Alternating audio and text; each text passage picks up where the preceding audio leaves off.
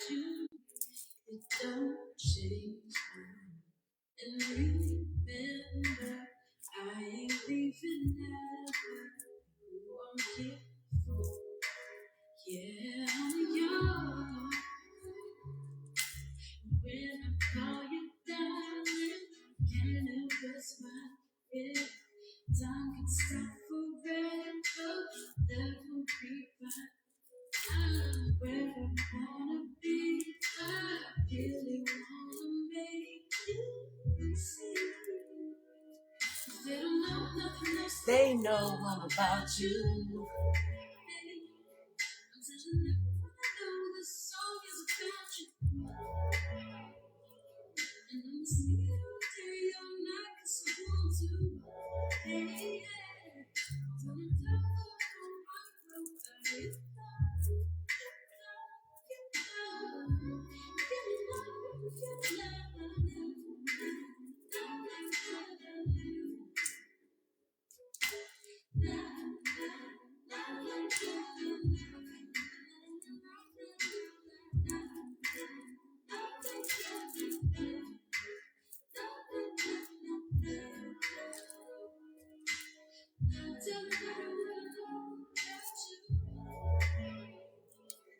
Telling everyone I know this song is about you.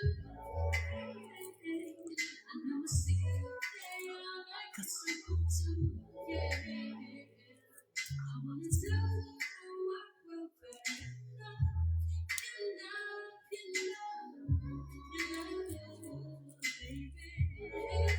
All right, y'all. Peace and love. Peace and love. Peace and love. Let me go ahead and get up in here. I have not, okay, sweated this many bullets in my life until now.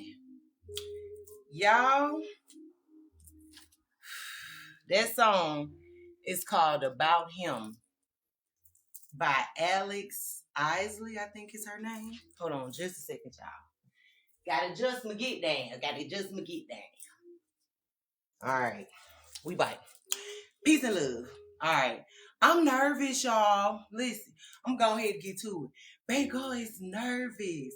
Some of my messages, y'all, really be kind of like freaking me out when I have to get on here and do it. And I know a lot of people probably think I don't get nervous. Well, I get nervous. I'm nervous.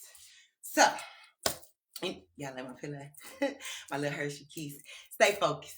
It's all about being sweet, okay? Stay focused, by the way. But let me gotta get to it. I'm babbling because I'm scared, y'all. I'm scared. This message is powerful. I'm afraid, but at the same time, I'm excited because, you know, of course, y'all already know my messages are sometimes triggering, not so easy to process in the first beginning, but at the same time, they healing. So I might break a couple of hearts, shatter a couple of feelings, and trigger some folks and ruffle a couple of feathers. And it's all right because it's all about growth and learning, right? And evolving. So if you're not about growing and evolving and actually going through the hurt to get to the healing part, to actually get past the muck in the rough areas in your life, right?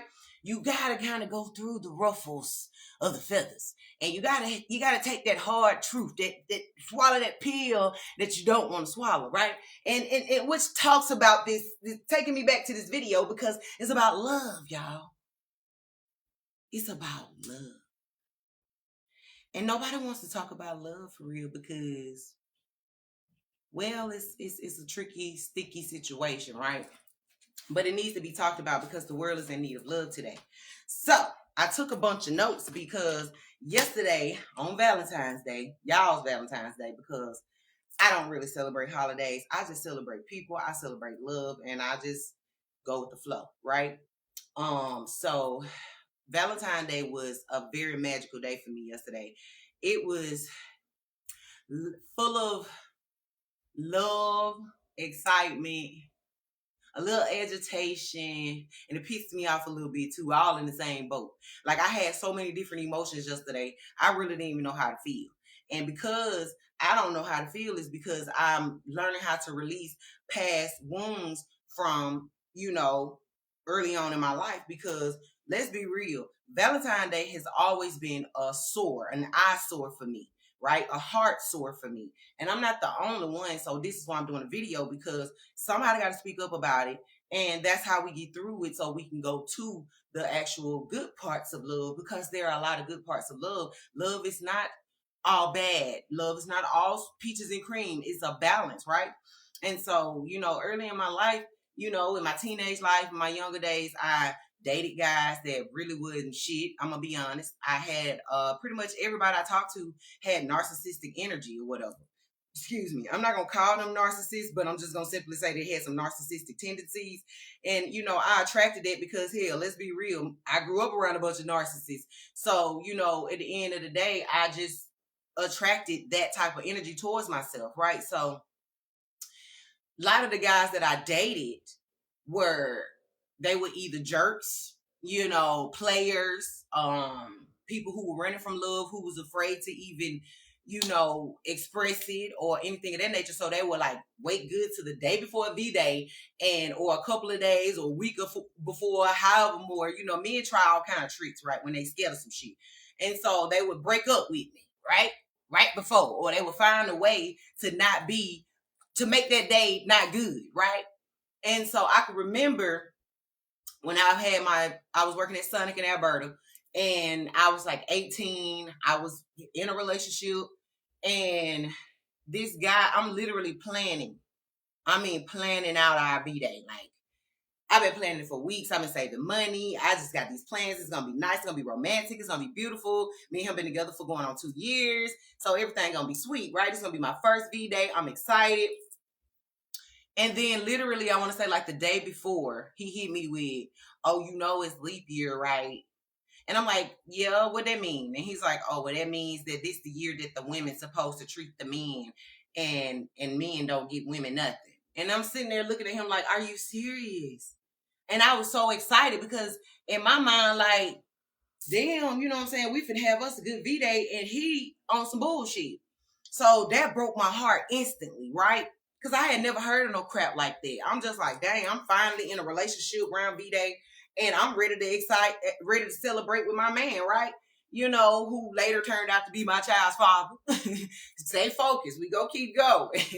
But, at the end of the day, V-Day, was like crap for me for those first 2 years, because it was leap year. And then the next year came, and it was the sweetest day. I had never heard of a sweetest day, which in some other states, it's like another Valentine's Day, right? So according to that same individual, this the day that women's supposed to treat the men, and men don't, got to do nothing for the women. And I know somebody probably saying, "Well, you stupid." I wasn't stupid. I was naive. See, back then we used the word stupid, right? But see, I'm older now, so I'm not going to use that word stupid, because that's pretty harsh, because I wasn't stupid. I just lacked the knowledge on when a nigga was playing. You feel me? So, he was playing in my face, and I found out sweetest day. I was like, what is that? So I looked it up, and it actually was a so-called day in certain states, but it was not what he made it. So I basically, those days were weaponized towards me, and went on in my life later in other relationships and dealt with the same crap with different guys, except, probably was dealing with a guy who was in a relationship or something. So of course he can't spend time with me, because here, you the side piece, he got a whole family over there. So of course he gonna be with his family on the holiday, because that's what looks the part, right? So of course that's why playing the side piece didn't work either. A lot of people say, well, being a side piece, you get more, and da da da da da, and the men actually take care. No, they don't. You were left looking like the fool on the side. You can't post nothing. You can't express that you in a relationship with this person. You can't do nothing. You basically hidden, right? And nothing's fun about that on V-Day either, right? So then, you finally just say, okay, forget it. Fuck love. I don't even want love at this point. I done went through so much, I don't even want it no more at this point. And then when you do that, you start looking around on that day, and you see that everybody else is in love and, happy and all of this. And you like, secretly to yourself saying, I want that too, but I'm afraid of it. So I'm going to keep putting on the shield that I don't. Right? Trauma response. We all done did it. I ain't the only one. Don't judge me, judge your mammy. Because get what? At least I got the balls enough to get on here and say it. Even though I'm sweating bullets, I got up here to say it. Okay? I'm being vulnerable and transparent with you right now because somebody got to do it so we can get through. Okay? So, at the end of the day, I went through that forget love stage. We all go through that. We shut our heart off. Now we feel like that's the safest place to be because we closed our hearts off, right? No, wrong. Now you are more vulnerable for attacks than you think. You are more vulnerable for heartbreaks than you think at that point because now you don't have the shield or the protection of love. So now you just out here like, fuck it. And you just recklessly doing things. You're hurting people. You're hurting yourself. You're having reckless sex with everybody. You're breaking up homes. You're lying to yourself. You're all over the place because your heart is broken. And it's closed off so you feel like you don't need it. But yeah, you do because now you've turned into a damn monster. Right? So then you finally come back to your senses and say, you know what? I want to try love again. You want to try love again? You get back out there. You start dating. You start kissing a lot of frogs. Seems like ain't nobody the one. Right? At this point, damn it, the dating pool is just screwed. Now I'm really scared to date. You know what I'm saying? The online is scary. The in-person is scary. It's just scary. When did the dating scene become so scary? So now you close up, you clam up because now you seeing how things have changed. Things ain't the same no more. Right? Now you like, I don't even think I'm gonna ever find love. At this point, is there anybody out there for me? So then you realize, because you know at one point you feel like you're being punished. You feel like the world is against you. You feel like hell. It ain't no hope. I'm just gonna die a lonely person in a house full of cats. Miserable. By myself. That's what people wish, right? But that's not true, right? So then some people come along and then they seem like they checking all the boxes. Things is going smooth and chemistry is through the roof. And then boom, it just stops and they disappear.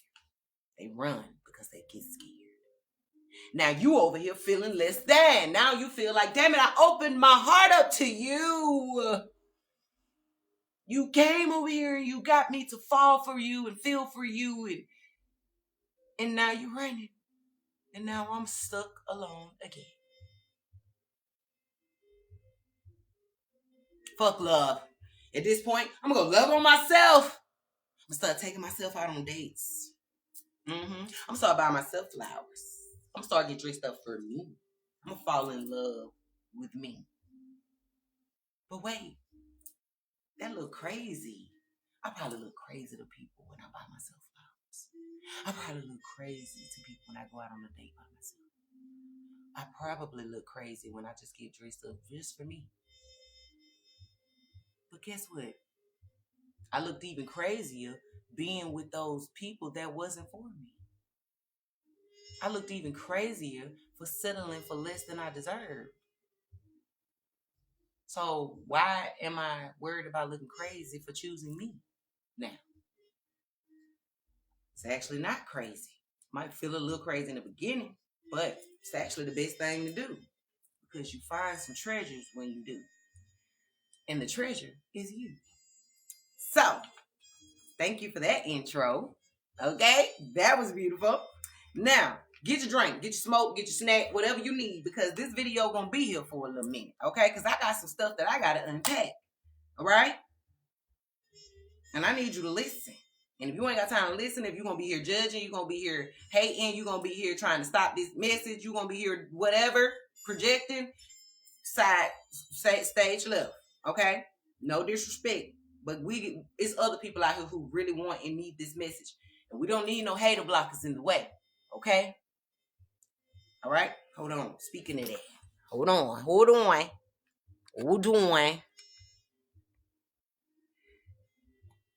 We all live.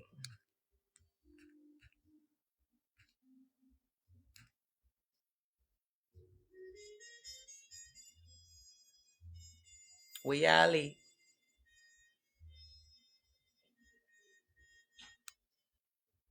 All right, there she goes. Hold on. She had to move though.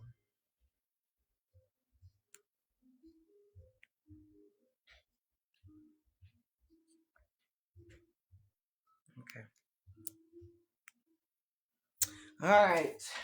Had to put the evil out in the chat because people will send some evil out your way, and we ain't got time for that. Okay. Anyway, that's in my way though. That's bothering me. But what I'm trying to say is, moral of the story is,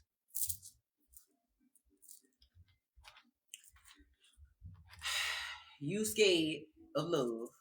Females are afraid of love. Men are afraid of love. And we got to stop that because you running from it, but you want it at the same time. That's a double-minded spirit. And you have to work on it. You got to heal it, right? Because that sends mixed signals and confusion into the universe. And then that's how you end up kissing a lot of frogs, male or female. This ain't sex-based, okay? At the end of the day, frogs come in different forms, different sexes, all right? So at the end of the day, like, that's how you end up kissing a lot of frogs because you're confusing your mind on whether you want love or whether you don't want love, right? You make up your mind on what you want and how you want it and be specific because then that's how the universe can, deliver it to you in a beautiful, nice, beautiful package, right? Not all beat up and tattered and torn like, which call them be delivering them packages to the door. I ain't gonna say their name and call it out, but stay focused. Anyway, love should be easy. Love should be celebrated every day, not just one day, okay? You don't have to earn love. You don't have to chase it. You are love itself. Center yourself, for it will find you. Abandonment caused you to feel you need to chase, earn, or sacrifice yourself for love. Listen, y'all, this how I know this is real because I wrote this little part right here in the black ink, if y'all can see that. At the top, I wrote that part, I don't know when. I went out last night on Valentine's Day on my little date, self-care date, and a lot of messages. I had a lot of downloads. So I'm going to read y'all my downloads and my channelings, and then I'm going to go ahead and explain to you what that means. And so I had a lot of downloads because of, just it was so much stuff happening at one time. And so when I got home, I had to write it down because I was going to go live last night, but I didn't because I was so tired and I had been drinking and I didn't want to get on here and look at food.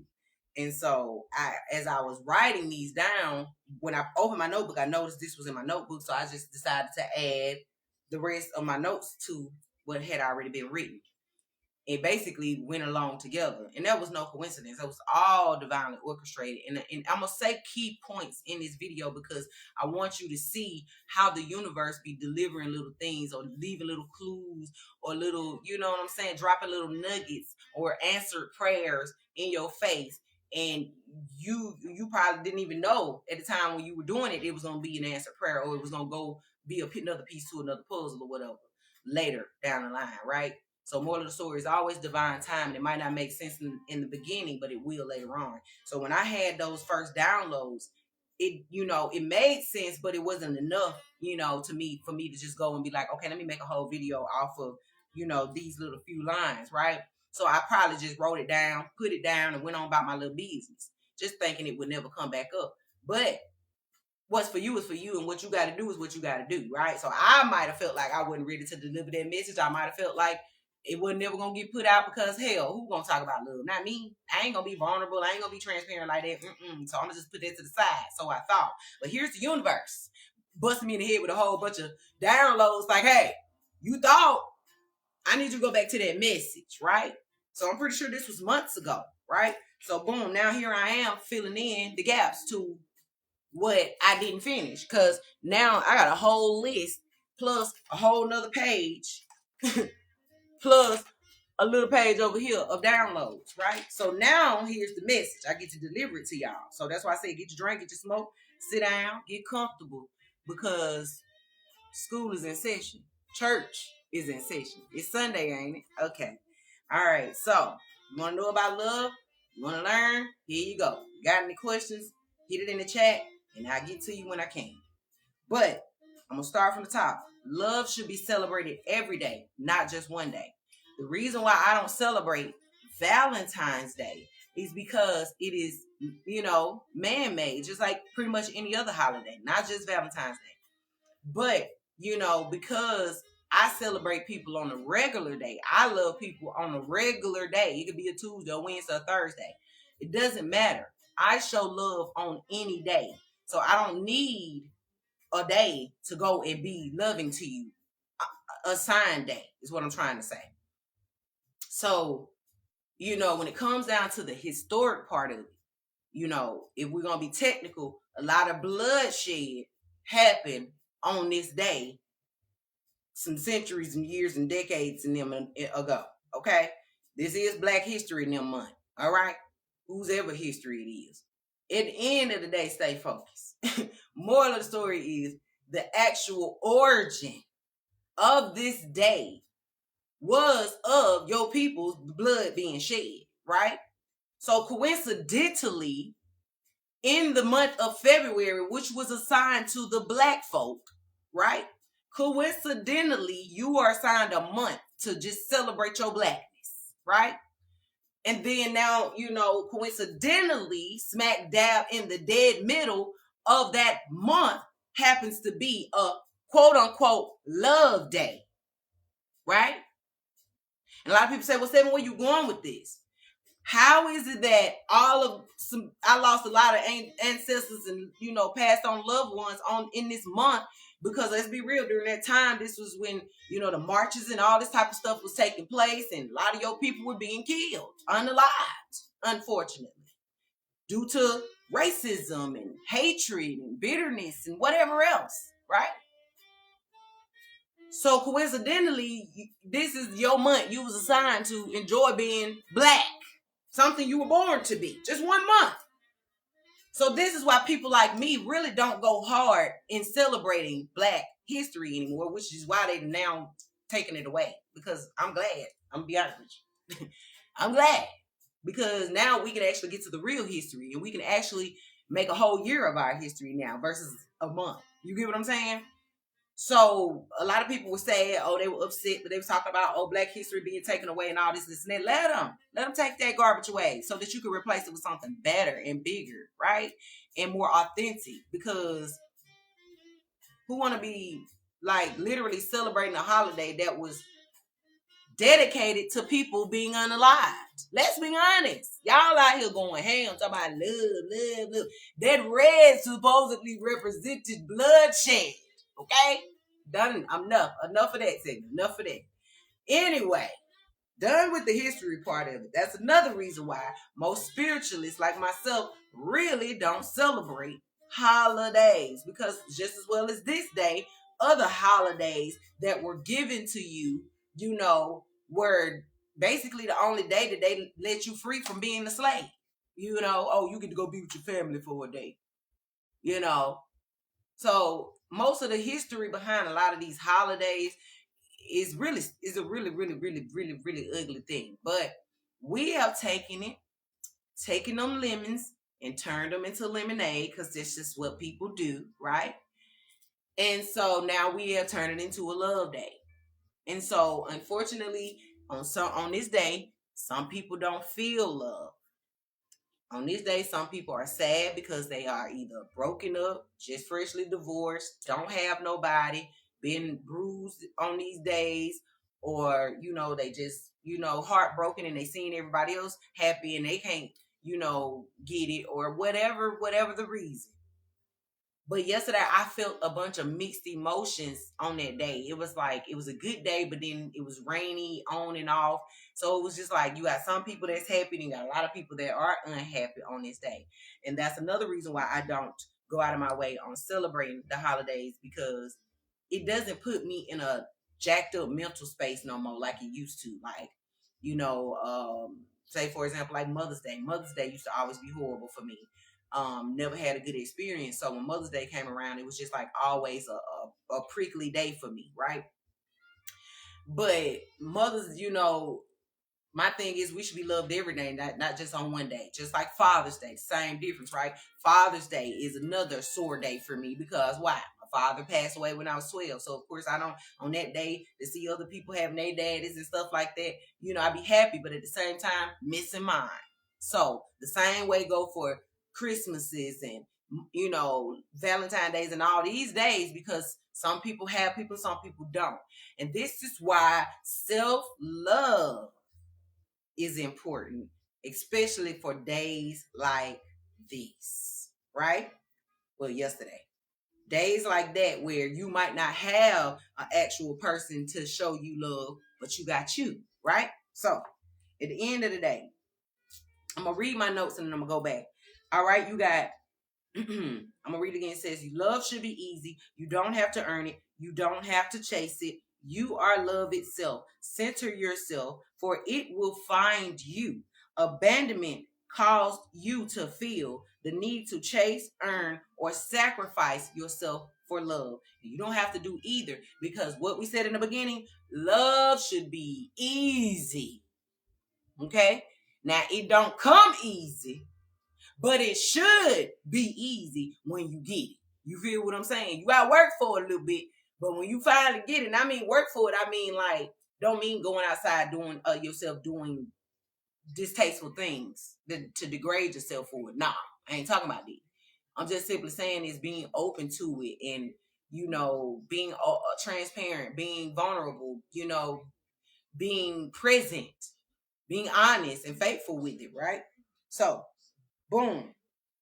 Number 1 was gifting the children and the children gifting back, which is my chocolate rose in my hair, y'all. My little babies gave me my little chocolate rose yesterday, and he's so stinking cute.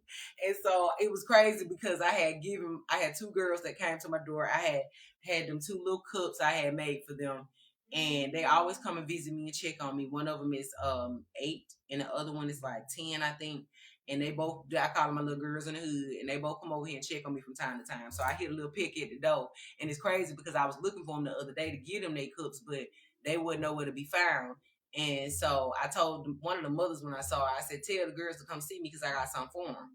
And so days that went by, so I don't know if she told her or not, but I ended up putting it out in the universe, the power of prayer. I told y'all I'm gonna be dropping some little nuggets as I go, so take notes now. I ain't saying nothing for nothing.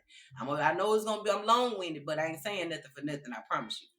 And so I ended up praying and I put it in the universe. I said, send my girls over here. And I cannot make it up. I was in there sleep yesterday, slobbing it down. I'm talking about just hanging off the bed. And all of a sudden I hear a little peck at the door, and I get up at the door, and it's my little girl at the door. And I gave her cup, and she had a little brother with her, and I forgot to get him something. And he just the littlest he could be, but he a little man, y'all. He had a little haircut with a little line up, crisp, and had a little line in his head. His name is Ben, y'all. And he is just his name. He's so stinky cute. And he's standing at the door looking at me like, what you got for me? So I went and I gave him 3 dum-dums because I have a cup for him. So I gave him 3 dum-dums. And, I gave the other cup gave both cups. I said, take this one to Riri. So she run off, and I go lay back down. And all of a sudden, I hear another peck at my door again. And I'm like, who is this? So I go jump up. It's the girls again. But this time, Benjamin is standing there with a handful of chocolate roses, and all of them got a handful of them, bouquet of roses in their hand. And he literally standing at the door like, here's your flower. And I'm looking at him like, boy, you so stinking cute. So I just lean on down and I just wrap my arms around him, tell him thank you, right? And I can remember a time on Valentine's Day, I didn't receive anything, right? And I'm a simple girl. It don't take much for me, right? And so this small rose that little bitty baby gave me made my entire freaking day, y'all. I cannot make it up. And they didn't have it just for me because they had a whole bunch of them. So they was passing them around the neighborhood. So that's why I said gifting the children and the children gifting you back. And so I wasn't expecting to get them in return, but I love chocolate and I love roses. And so I just thought it was so cute. So it motivated me to go ahead and get on up out my bed, get dressed so that I can spread love and light, right? So Spirit had already let me know that basically I was going to end up having to help mend some hearts. And I'm like, bring some couples together. What are you talking about? How am I going to bring some folk together and I'm single? What's going on here? Now, don't get it twisted. I'm single by choice, okay? Because I ain't willing to keep settling for less than I deserve, all right? Don't get it twisted. Baby girl can have anything and anybody she wants, but she chooses to be single because I'm a lot of woman.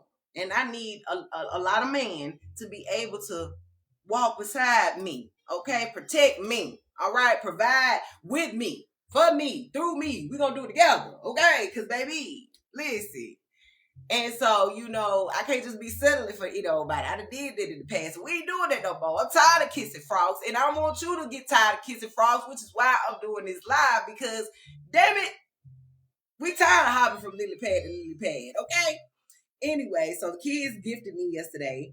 And basically, we are doing this video to release old Valentine's Day wounds, right? A lot of people said, fuck love, fuck Valentine's Day. I know what that feel like. I done been there before.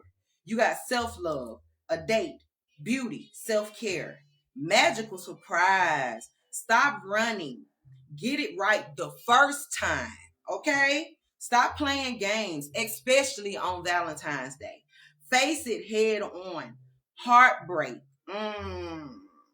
Being stood up on Valentine's Day. Listen, that's how all this came about, because I got stood up on Valentine's Day by one of my friends. And yes, I'm calling her ass out. And I hope she see it here, red dye. She stood me up for the third time. 3 times is a charm, friend. But good thing she did stand me up, because a lot of magical things happening. And if she didn't stand me up, I would not have gotten these downloads, and I would not be on this live getting ready to give y'all these messages. So what we be thinking works out for the worst actually works out for the best. So thank you, friend. I was mad at your ass at first, but I still love you. I ain't gonna fire you yet. Stay focused. But anyway, it says face heartbreak head on. Being stood up on Valentine's Day. Rebound. Do not rebound or do not be rebound. Okay? Show respect. Boundaries drawn. Apologies come soon after boundaries are set in place. Showing up for those you truly care for matters. I'm saying it again. Showing up for those you truly care for matters. Tomorrow is not promised. Okay? It ain't promised. Runners, running from love, but wanting love. Opening Pandora's box, knowing they ain't ready to see what's in it. Pandora's box being that heart, okay? Flighty, false love, lazy love, absent love, conditional love, selfish love, toxic love. Men cry too. Motherly love. Listen. Different love languages. Sleeping on real love. Loving the wrong people. Continual heartbreak. But you want to close your heart off. No, you got to keep it open. You got to keep it open. Making the non-believer a believer. Woo! Now that was here. They're going to hit deep. Respect. Tears of joy. Cutting out the selfish, greedy middleman. Loving people unconditionally. Selfish pride, ego, and flirtatious. Playing games, but wanting love. Dear in neighborhood, discern. Eyes open, stay focused. Always. Exhaustion, patience running thin. Play Cupid. I challenge you. Give love without expectations in return. Pull up on the people that you truly love. Truly become and be that love you wish to receive no matter what. Okay? Stop taking real, genuine people for granted. The simple things. Leading him back to God. within. God is good no matter what. Love can turn enemies into friends, well, acquaintances. Teaching people how to treat you. No more victimizing. Jesus Christ consciousness. Chase accountability. All right. I bet y'all probably was like, yeah, Lee, that's a lot. And what is she talking about? Now I'm going to go back to the beginning so I can break down each and every one on what they meant and why I wrote it down. All right. We already talked about the gifting the children and the children gifting you back, right? Last year, the kids got for Valentine's Day, they came and they had their whole bunch of bags of candy they had got from school and all their little Valentine's Day gifts. And they came from school straight from the bus giving me some of their candy. This was last year. The year before that, these same girls drew me little pictures on paper and colored them, took their time with a whole bunch of hearts and colored them for me and brought them over here to me. These girls have been loving on me for the last couple of years, but my heart was closed and wasn't really receptive to the love that God was giving me because I was so heartbroken from all the fake love and all the frogs that I had in kids and all the bullshit that I had dealt with. I was missing real, genuine love in my face through the form of children. God was placing it in the kids, and the kids kept coming over here knocking on my door every day, and I was trying to figure out why y'all knocking on my door every day, and God kept saying, true love is knocking. Are you going to let it in? And I didn't know where. I was like, yeah, I'm going to let it in. But I was so set on it coming through a man or a friend or a family member or other, bigger people that God was sending it to me in the form of nature, birds, animals, dogs, cats, children. You feel what I'm saying? Love comes in so many different forms. But see, that's why I posted on Facebook. And I'm finna ask y'all right now before I get further. What is love to you? Type in the chat your definition of love. What does love mean to you? Think about it and answer the question. There is no right or wrong question. I just want to know everybody's different perspectives on love. Stop sitting back watching me and just not talking and responding and feeding in and actually engage. Okay? It's weird to just sit there and stab people that don't say nothing. So type in the chat, hey, how you doing? Sit a heart or something, but also answer this question. What is love to you? What does love mean to me? Love means love is, and finish it. Love is flowers. Love is whatever your definition is. Like I said, there is no right or wrong to love. Everybody has their own different definition of love, and that's not wrong at all. Okay. So at the end of the day, it says, and like I said, I was avoiding the love because it wasn't coming from the source that I wanted it to come from. It was coming through the children. And, because me being an adult and I already raised my child, I'm by myself. So, I had kind of became a little grump, a little prude a little bit. And I ain't really want no company, nobody coming around. And then like this, some kids just kept popping up every day. And they wanted to play with me. And I'm like, I'm grown. You don't need to be trying to play with me. And they like, but come outside, 7. Let's have fun. Let's da-da-da-da. And finally, I just put my ego aside and I'm like, all right, let's go. I go outside. These kids would leave little stones at my door. They would leave little flowers. They would pick out the yard. They were doing all kind of sweet things. But because it wasn't coming from a man or a friend or a relative, I was disregarding the real love in my face. Somebody need to hear this. Okay? Because y'all be thinking because it ain't coming from where you want it from, it ain't what you asking for. Stop slapping down what you asking for. Okay? So boom. These kids coming to me on Valentine's Day, which is forcing me to change my perspective on Valentine's Day, right? Now they making me fall in love all over again, but with them this time. So this time I went and got them some gifts. And I've been waiting on them for about 2 weeks to come get these little cups, y'all. I had that little cup, that little straws and everything. Because I just like to do little stuff like that. And I used to do stuff like this back in the day, years ago, for my own relatives and, blood. But they were so ungrateful and unappreciative, and they spit and walk and just shit it all over every little thoughtful thing that I ever did. And I finally got sick and tired of it, got tired of my heart being broke, got tired of being misused and abused and unappreciated. I finally just dusted myself off, picked my little heart up, put it back in my chest and said, fuck them. And I walked away and I closed my heart. And so I closed my heart off and I stopped doing a lot of sweet things that I used to do for these people because I wanted them to appreciate it. And they never did. So it caused me to close my heart off and stop giving it all around all together. And so now here's the universe sending it all these new people to me that are deserving of the love that I was giving to the other people who weren't deserving, right? Now this love I got just sitting up inside of me, just brewing. And I'm holding it to myself because I'm scared to let it out. Because if I let it out, I'm going to get it broken again. So I'm going to take advantage of it. They're going to make fun of it. You get what I'm saying?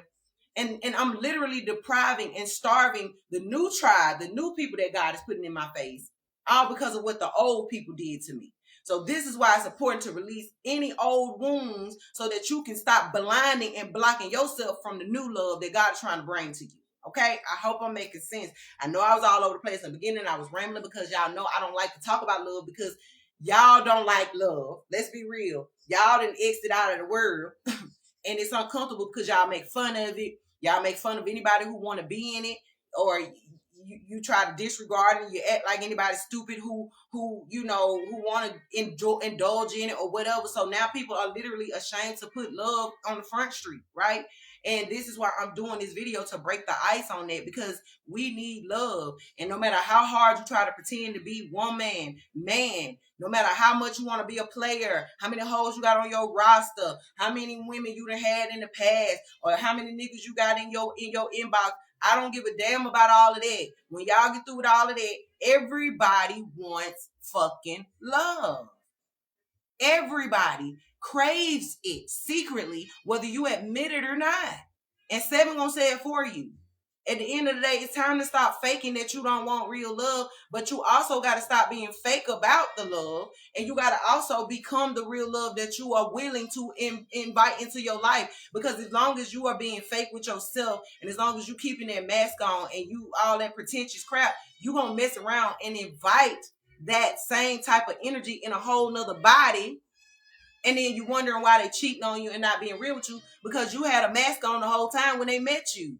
They never saw the real you. So you never saw the real them. So it's important to show the real authentic you in the beginning. Don't wait till later down the line to let this man know you bald head. Let that man see you bald head in the first beginning so he can make that choice if he want to be with your bald head ass. Men, stop putting on all these fake wigs and shit. Let me know you got a bald spot. Let me accept that. Don't catfish, don't hatfish me. Let me see you receiving in the top so I can debate if I want to be with your bald head ass. Okay? We all bald heads secretly don't want to talk about it in some aspect. Might not be physically, but I'm just saying. At the end of the day, we all have flaws, right? Nobody's perfect. Nobody. Whether you're ashamed of cellulite, you're ashamed of stretch marks, you're ashamed of hip dips, you're ashamed of a big forehead, you're ashamed of a receding hairline, you're ashamed of your gut, your built belly, you're ashamed of your arm flaps, whatever. Everybody has some type of flaw about themselves that they don't like. But it's somebody out there that does like that about you. But once you accentuate what you think is ugly and you begin to appreciate that part of yourself and accept the flaws in yourself, then you can attract a person who will then in turn accept all of you once you do. Okay? I know I just said a lot, but somebody needed to hear that. It's time for us to stop with this AI shit, because a lot of y'all are on here posting these AI pictures, right? And what is sending the signal that I'm unhappy with who I am. I'm unhappy with who the universe made me to be. I wish that I could be this skinny girl. I wish that I could be this muscular guy. I wish that I could be. But what about wishing to be what you already are? You get what I'm saying? And so I watch a lot of my Facebook friends post these AI games, play these GPT games, and it might be fun and laughter in the beginning, but to a real naked eye, a person who can really see, is showing me your insecurities. You're showing me where you're unhappy with yourself. You're showing the world, to be exact. You get what I'm saying? If, say, for example, you 250 pounds, but then you go and play this little AI game and they make you 150 pounds. Now you posting it and you, in your mind, you think this is you. So you posting it and you feel good about it, but you're not knowing that you're sending a signal to people around you that she wished to be skinnier. She's unhappy with her size. She's insecure with who she is. So be mindful of these games that y'all playing, because it's sending some really, really mixed signals. You get what I'm saying? You're showing me that you're unhappy with who God made you to be. And so you can't expect nobody to want to love you if you don't, right? Go and learn to love that big forehead. Go and learn to love them hip dips. Go and learn to love that little kid. I'm not saying become comfortable with it. I'm not saying that you don't have to change. My thing is don't become depressed about those things.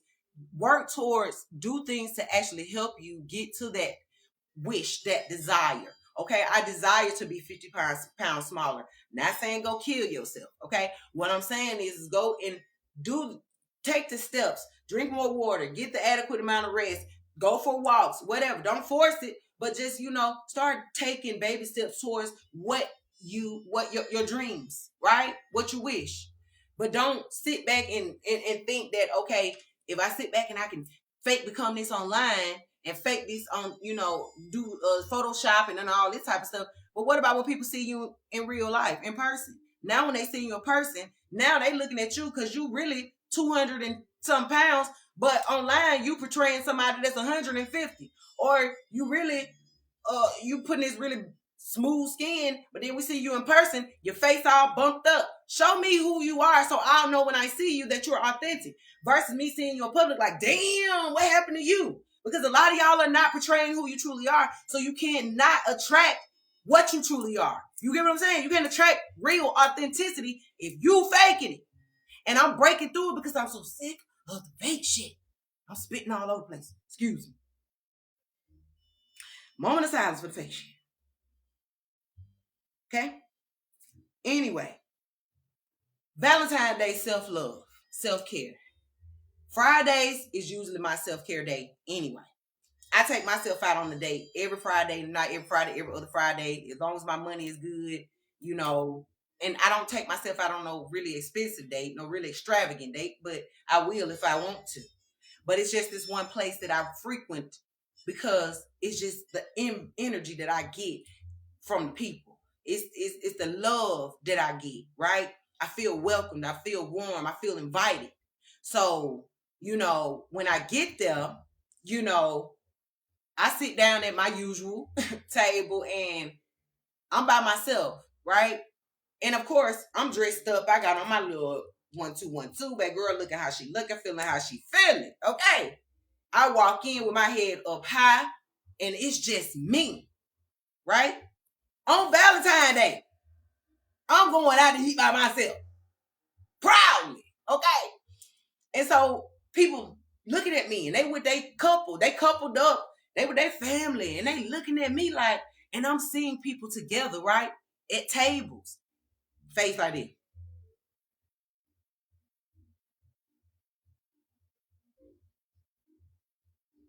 How you with people in your face like that?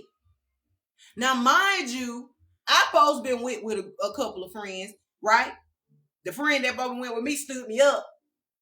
And a couple other folk that both went with us didn't come, you feel me? So they left me by myself. And I was cool with that because originally I go on the date by myself anyway, and I'm okay with that. So I didn't have any high expectations of anybody coming with me because you can't control people. Stuff comes up, stuff happens, people have life be life. You never know what might have happened yesterday while everybody had to go their separate way, right? So I couldn't get upset. I couldn't get in my feelings. But at the same time, I did get in my feelings because I was kind of looking forward. The little girl in me was looking forward to be around some good company. Now that I got myself and my hopes up high a little bit, just a little bit, like, okay. At first, I wanted to be a little selfish to go over there by myself, but then I open up and I let some people come. So then finally, when I decided to say, okay, people can come, then they don't come. Now I'm like, you know what? This won't let people come. But I still couldn't harden my heart. So on my way out, God had shown me one of my spiritual signs that some magical shit was finna happen. And you ain't got to believe in magic. I do. I believe in magic, okay? And so I see my little confirmation sign on the way out when I was leaving the house. And I said, all right, Spirit, I don't know what you got up your sleeve, but tonight's finna be amazing. No matter how I feel right now, tonight is going to be amazing. And so when you look good, you feel good. So that's why I got up and I put on my little 1-2-1-2 or whatever. I found out the clique with that gang wasn't going to be able to go. So I was like, cool. I put on my little big girl panties Walked up in the building with my head held high like I got a million ancestors walking behind me, because I do. Okay?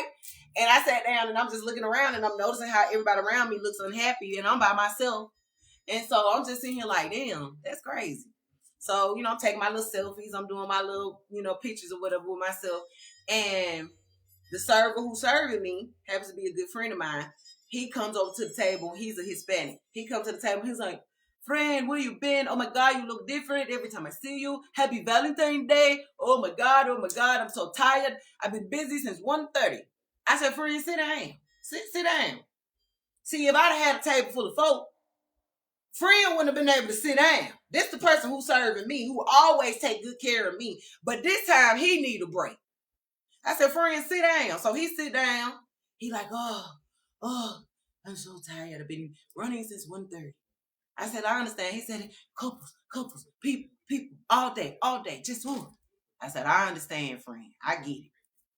So then he sit down for a second. He gets up. He steady getting parties coming in. So he finally, he walk away to go serve them. I'm not even giving him no trouble because it's just me by myself. So he walks away, and then another person come. Another one of the other servers come and visit me. He's, all these are Hispanics because I love me some Mexican food. So he comes over and he says, hey, friend. He hugged me. And his energy was just a little off, And I'm like, hey, I hug him.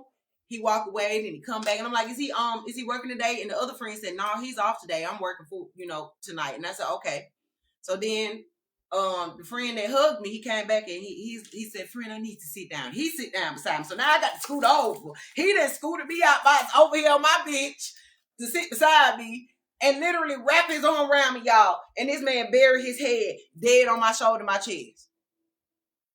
He said, my girlfriend, she broke up with me the day before Valentine's Day. I said, oh no, friend.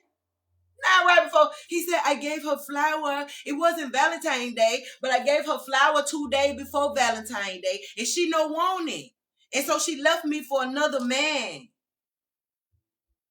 The man sitting at the table crying, y'all. Crying. I'm sitting here like, he's like, I'm sorry, friend. And then he's literally in two minds. He in two different emotions. He went from, I'm heartbroken to, friend, what you doing tonight?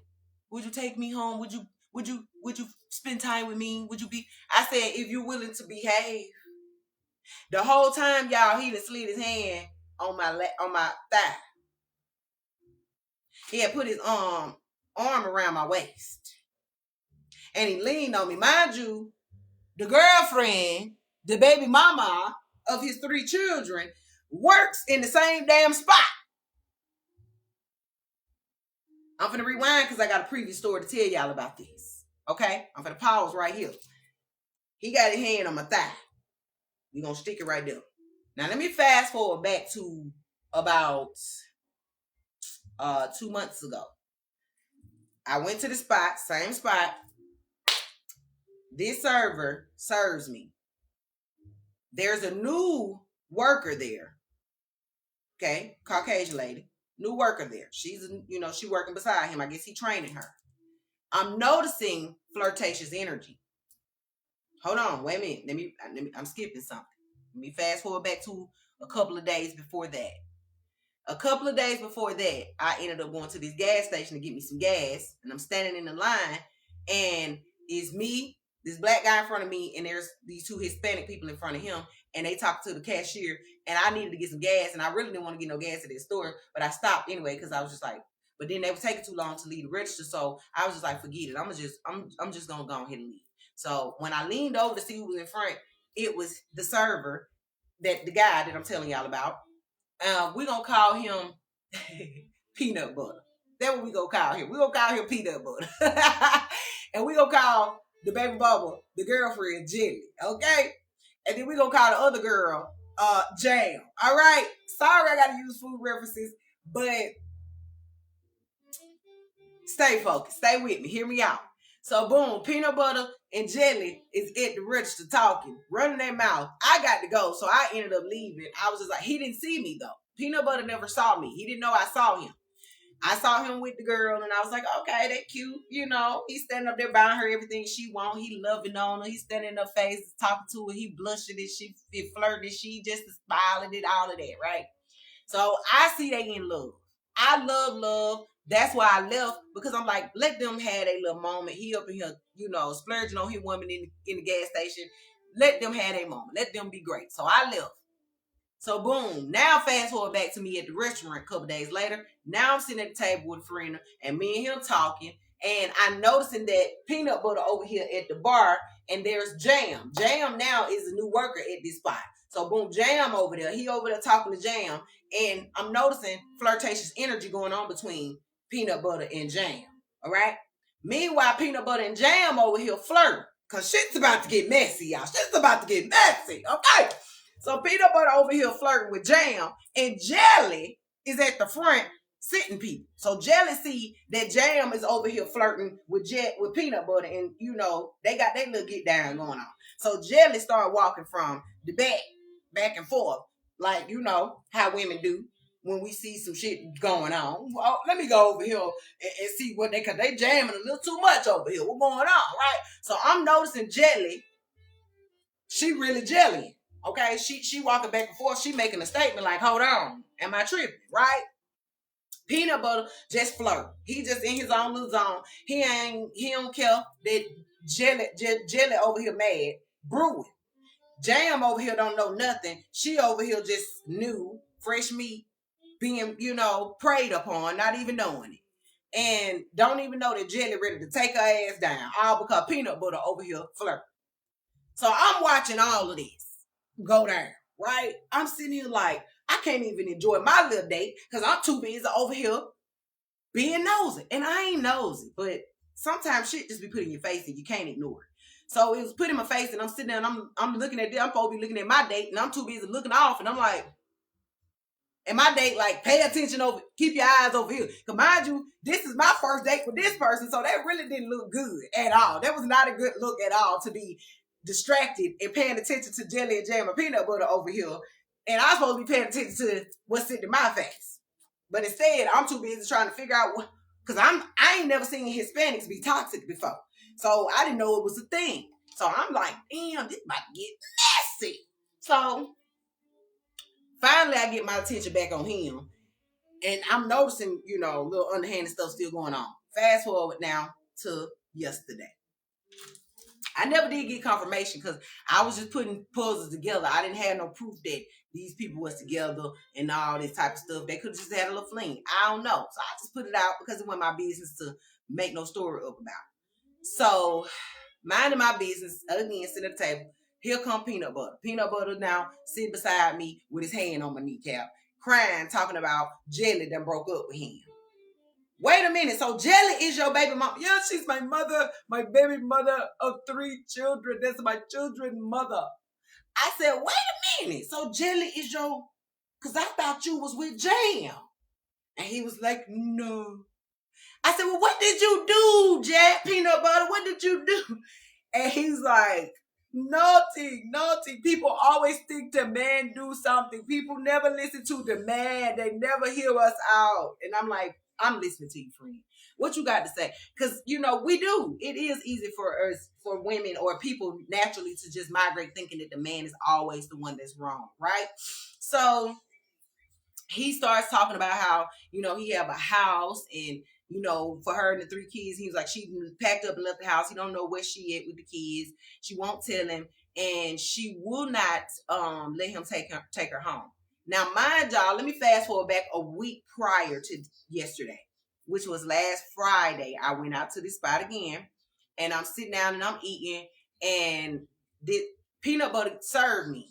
And so when he served me, I forgot to leave him a tip. So as I was leaving out, I'm in my car, and I was like, dang, I don't know if he's still in there. So I turned around and I noticed that Jelly walking up the sidewalk. She just happens to be walking up the sidewalk.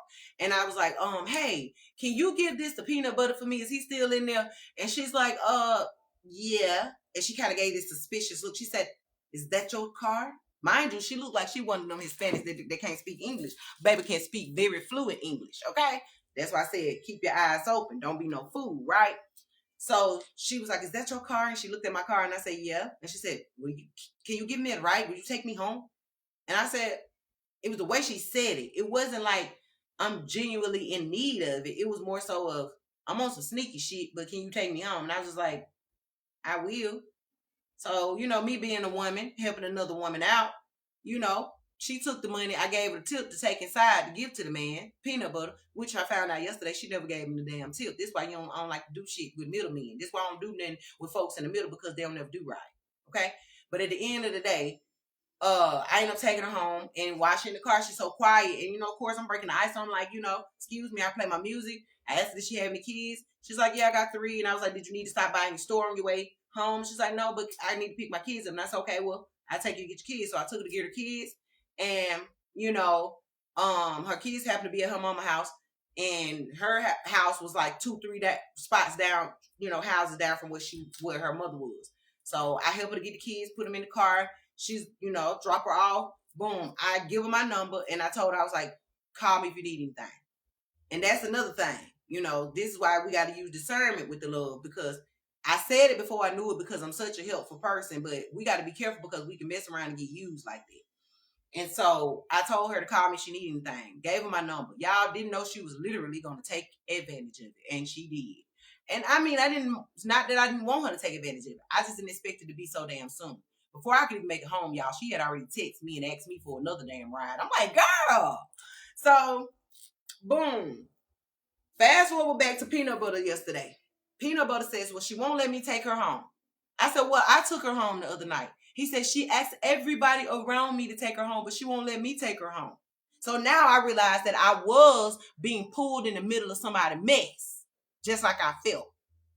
This is about trusting your intuition. When something feels off, something feel fishy, or something feel messy, believe it. It's messy. And so I knew it was a couple of weeks ago. And I easily just got caught up in it just by being helpful, right? So now come to find out the 3 kids that I helped her take home was his 3 kids. So I'm like, damn, them your kids. Oh, you got some beautiful kids. He sit up there at the table looking at me like, I know they beautiful, but I don't care about that. I want my family. And I'm like, well, I know where they are, but then I thought about it. I don't need to be in the middle of that. So I was like, well, what happened? He's like, well, she left me for another man. And I'm like, another man? Damn, that's messed up. I was like, well, he's like, she cheated on me not once, not twice, but 3 times. And I take her back and I forgive her every time. I said, well, at some point you got to stop letting people break your heart, And he said, yeah, you're right. And he didn't want to hear nothing else about getting another woman. He said, don't say nothing to me about another woman. I said, well, how many times have you cheated? And he said, I said, don't lie to me. I said, be honest. I literally forced this man to be honest. He admitted that he hadn't, cheated like twice. He's never left her. Because I said, well, how many times have you left her for another woman? He said, I haven't left her. I said, okay, well, how many times have you cheated? See, I had to get specific because, see, if you don't ask, you won't know. And see, men, they like to leave out information. And this is where we keep going wrong, because you want to leave out key points. Answer the question so we can get to it, right? So when he was like, twice, 2-3 times, I said, okay, so y'all even. So she cheated on you, you cheated on her. So then, but then see what hit him was, it wasn't that she just cheated on him. She cheated on him with his uncle, y'all. That worked with them at the same damn spot. And it's crazy because the uncle be loving on me too. Like when I see him, I didn't even know this was the uncle. Okay. So I'm seeing her like, and he's like, yeah, this is my uncle. And I'm like, well, you got to forgive your uncle, because you love him, right? He's like, not really. I said, what? You don't love your uncle? He said, I don't know him like that. I just found out he's my uncle. I said, oh, okay.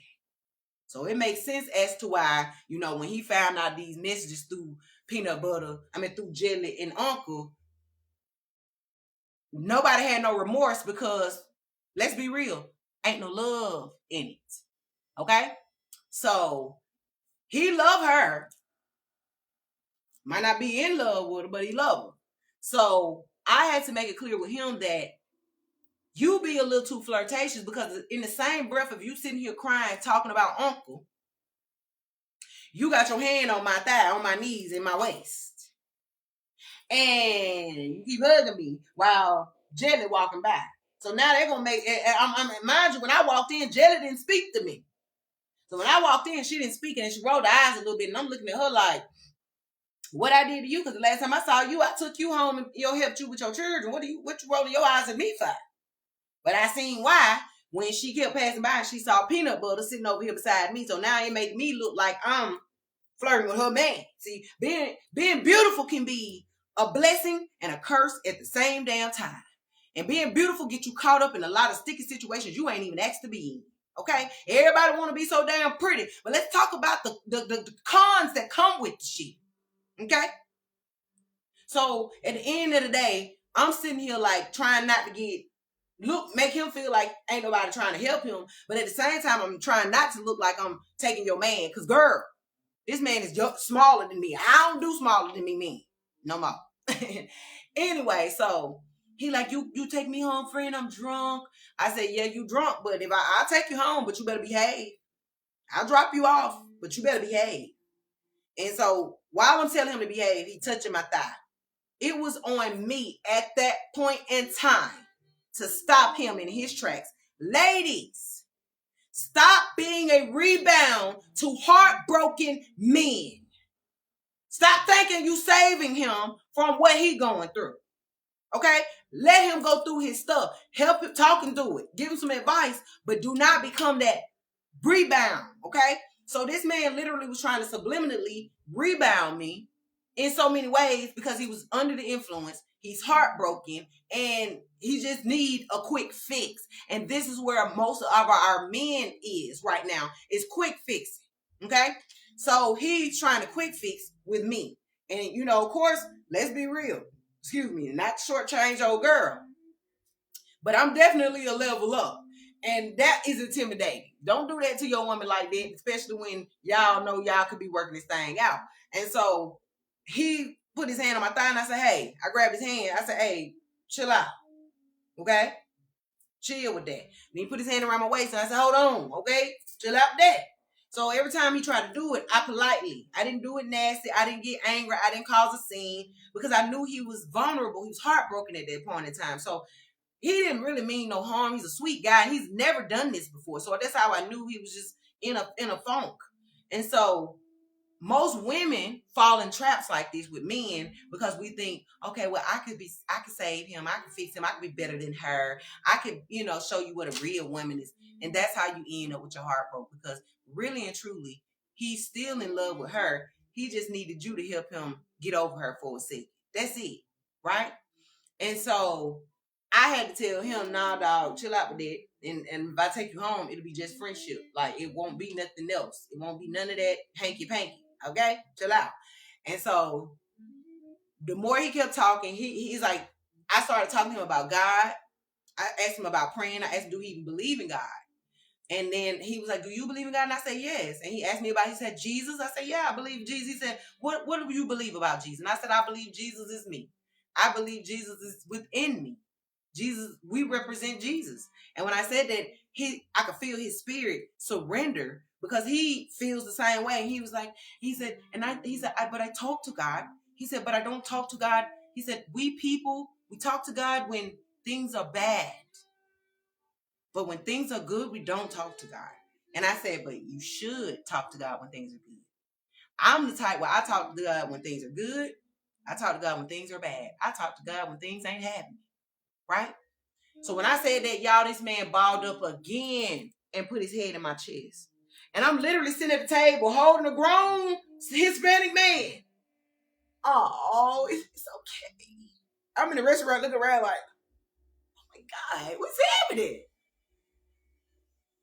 He was not afraid to show his vulnerability. This man needed it. Who am I to judge him or turn him down to that when I know I have the tools that he needs, which is just simply a hug, right?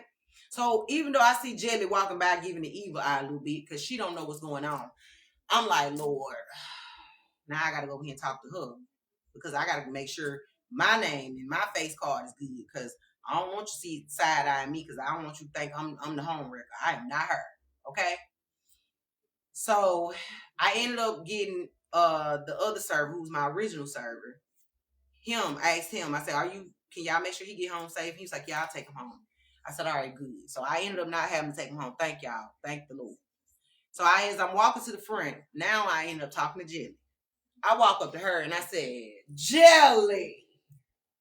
Jelly, I didn't know you was that girl.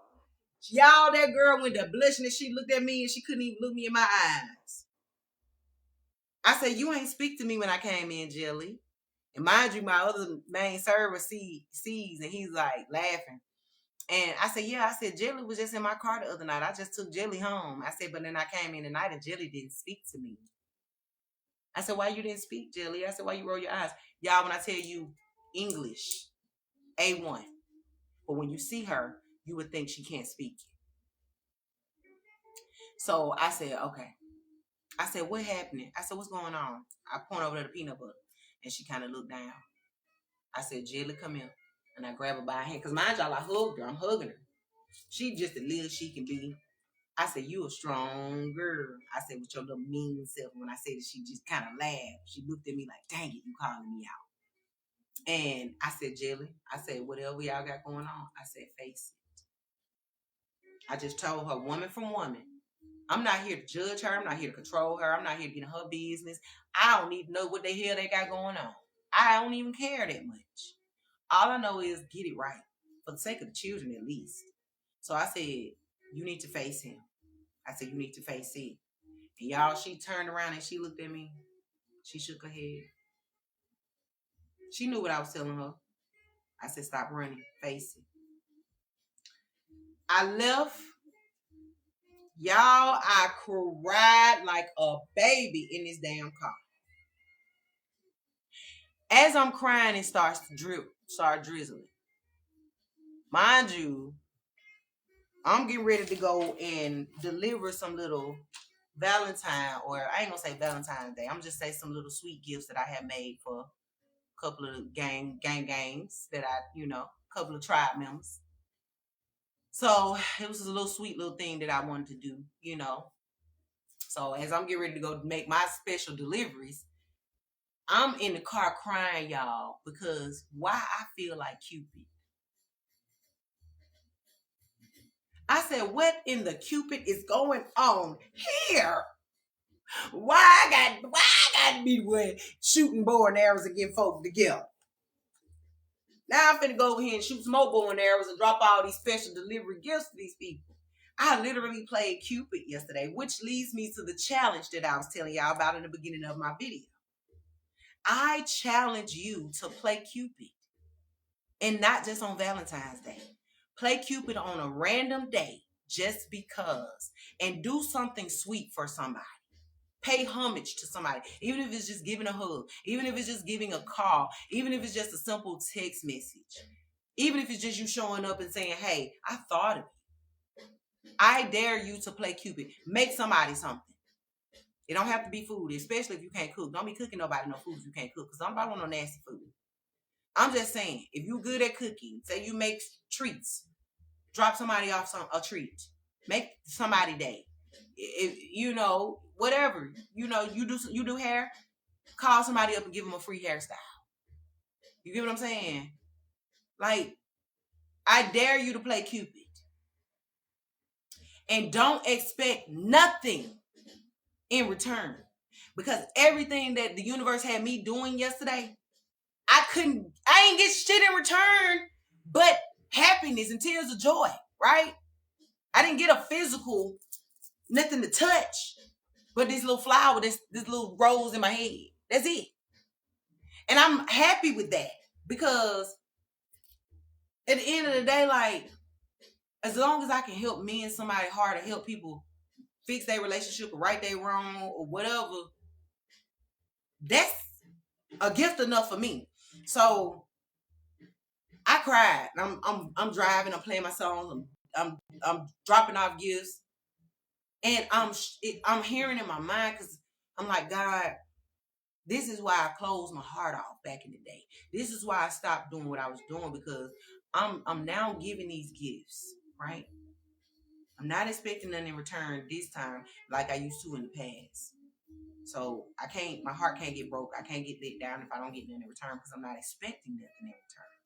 The only thing I expect is gratitude be grateful because I put my heart and my time and my energy into these little gifts. It's thoughtful gifts. It's not just some crap I just went and throw together in a bag just because to say I gave somebody some shit. No, this is something I actually sat down and hand created. Took hours, stayed up all night, sleepless nights to create, right? Putting my heart into it. It might be small, but the energy I put in it is big. And so now, only expectation I have is that these people are going to appreciate what I've given and also appreciate the fact that I went out of my way to give these, to deliver it personally. Like Santa Claus, when they said back in the day when he be dropping it off the sleigh. I feel like Santa Claus just said, I said, God, am I Cupid? I cried some more. Because I always ask God to help me see myself the way he sees me. I came home, I stood in my mirror and I cried. When I finally finished delivering all these gifts, I stood in the mirror and I just cried. Because I was like, God, help me to keep seeing myself the way you see me. God always takes good care of me because I don't mind sharing love and light and spreading it where it needs it. And these people, some of these people, I haven't been in contact with, haven't seen, haven't touched. They ain't even picked up the phone to call and check on me. But my spirit knew that they needed it. They needed that love. So I went out of my way to deliver that because you needed it. Not because I wanted something in return, because you needed it. And so that's what I was telling him at the table, Peanut Butter. He was like, well, I put her in the house and I got her this car. And you won't let me take her home. And I said, but she needed it. She needed that love. So don't feel bad that you loving a person that you feel is ungrateful right now, or you feel is undeserving, or you feel is spitting in your face, or handing you their ass. No, you forgive her for you, and know that the love that you gave her was what she needed. So don't be mad at her because she's not appreciating it, or she's not showing you it in the way that you want to be shown. Just know that you gave her what she needed at that moment, right?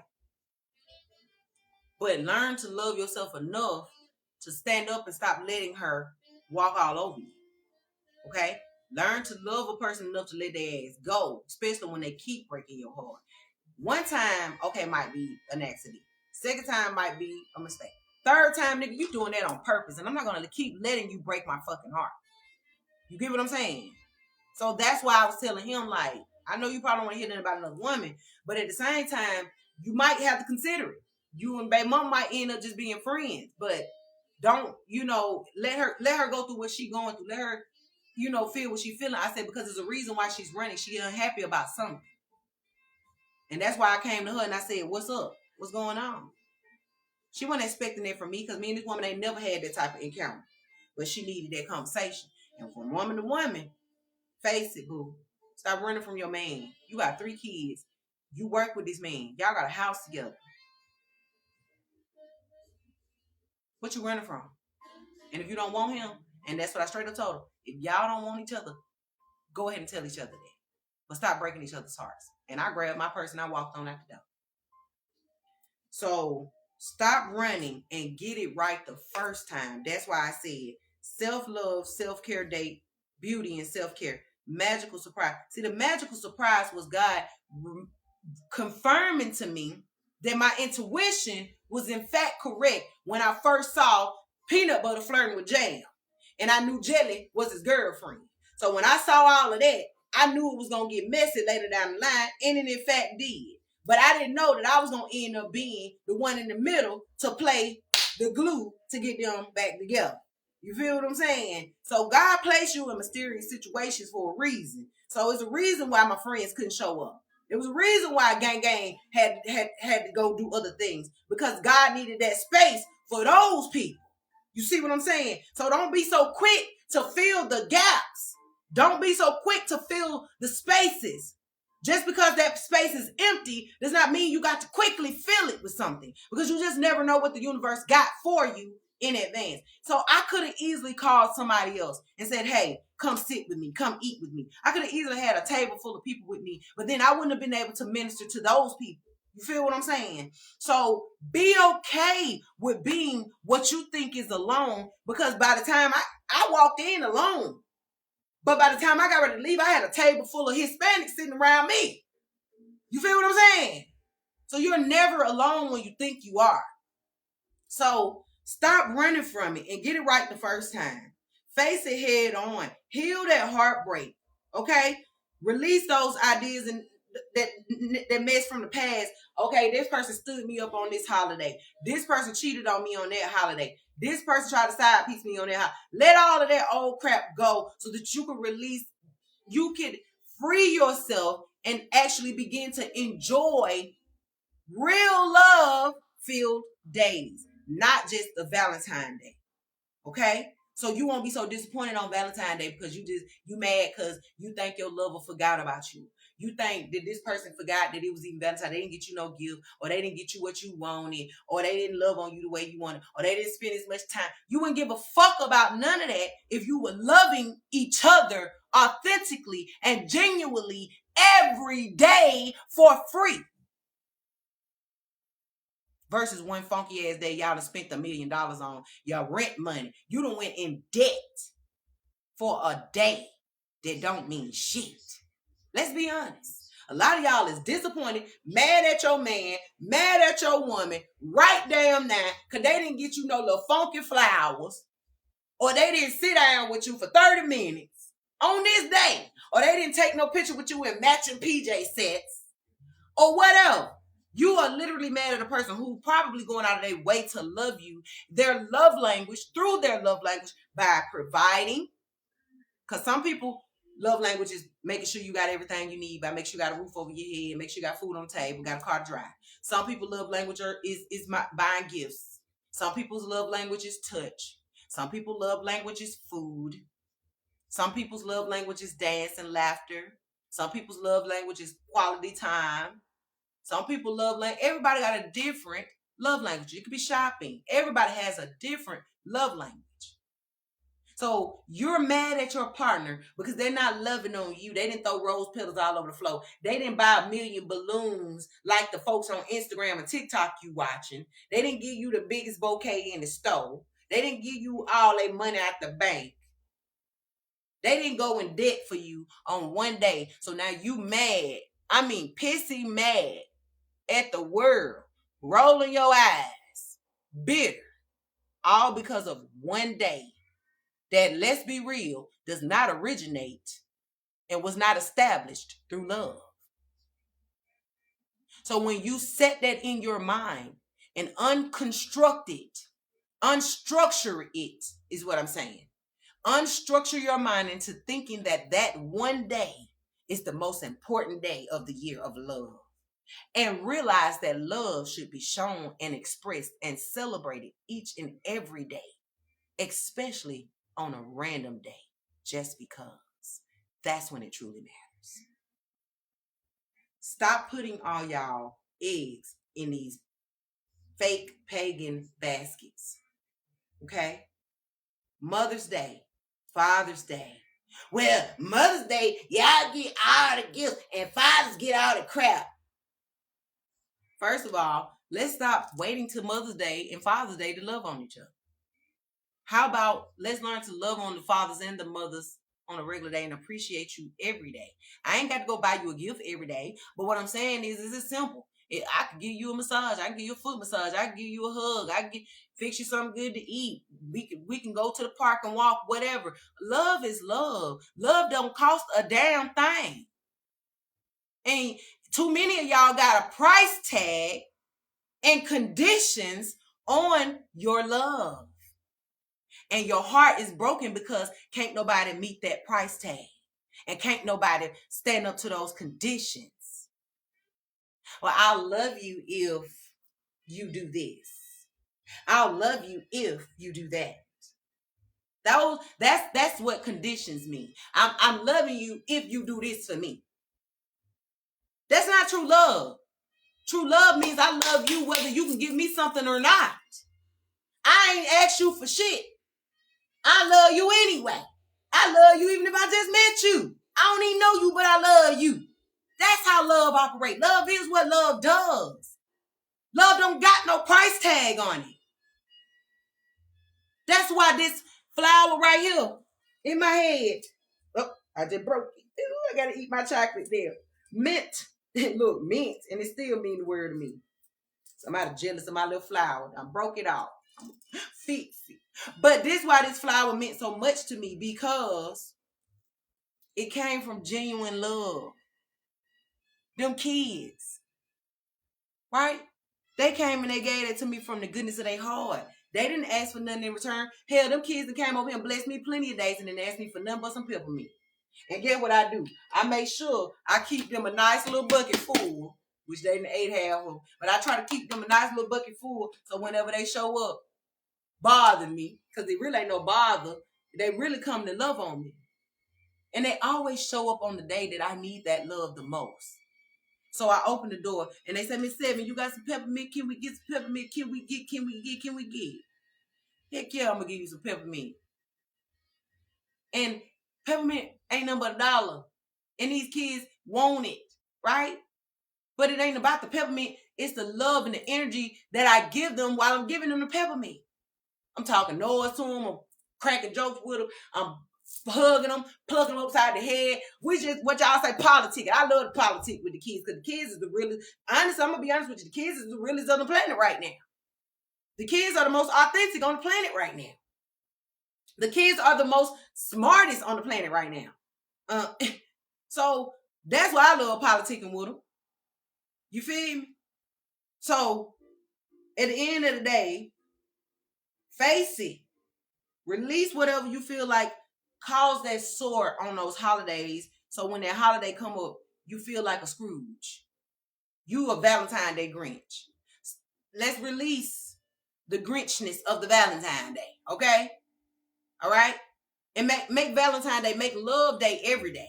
So that when Valentine's Day come around, if you don't get no love, you don't get no gifts, you don't get no crush, you don't get none of that, you won't care, because you've been loved on all year. And you've been loving on all year. And so you get what you give out. So, well, Seven, how am I going to get love all year? You got to give love all year. You get what you give out. You get what you give out. That's how the universe works. If you put pepper in, pepper is what you get out. You put sugar in, sugar is what you get out. Be sweet. Put sweetness into the universe so that you can get sweetness out. If you be in a Sour Patch, you're going to get Sour Patch out. That's how the universe works. What goes around, come around. What goes up must come back down. Okay? So what are you putting out into the universe? So if you feel like you're not getting genuine love and genuine sweetness, like you feel that you deserve, stop and check yourself and say, hey, what am I putting out into the universe? Because if I don't like what I'm receiving, if I don't like what is being brought back to me, then let me check what I'm putting out into it so I can get back a good harvest next time. You see what I'm saying? That's like putting in bad seeds and expecting a good harvest. That doesn't work that way. Love is the same way. I'm not saying go and become nobody's fool. I'm not saying go and become nobody's doorman or put people on a pedestal. But what I'm simply saying is you show me how to treat you by me watching you, how you treat you. So if I see you not loving on yourself, not taking care of yourself, not listening to yourself, not checking yourself or taking accountability, not being real with yourself, then I can't expect you to give me none of that. So a lot of y'all are in relationships with people who were false because they weren't giving you realness. They weren't giving themselves realness in the beginning. So when they got with you, they gave you that same plastic ass mask that they've been giving themselves all these years. And then now you with them, you trying to crack the plastic mask and you're wondering why the mask won't break. But because they've been comfortable with the lies for so long, to the point that they become the plastic, and now they turning you plastic, and you mad because they won't give you ceramic. How they gonna give you ceramic when they never even made ceramic? They were plastic when they met you, and you thought they were ceramic because that's what they portrayed. They portrayed ceramic, but they were plastic the whole time. So now you trying to crack a mask that can't be cracked because it's plastic.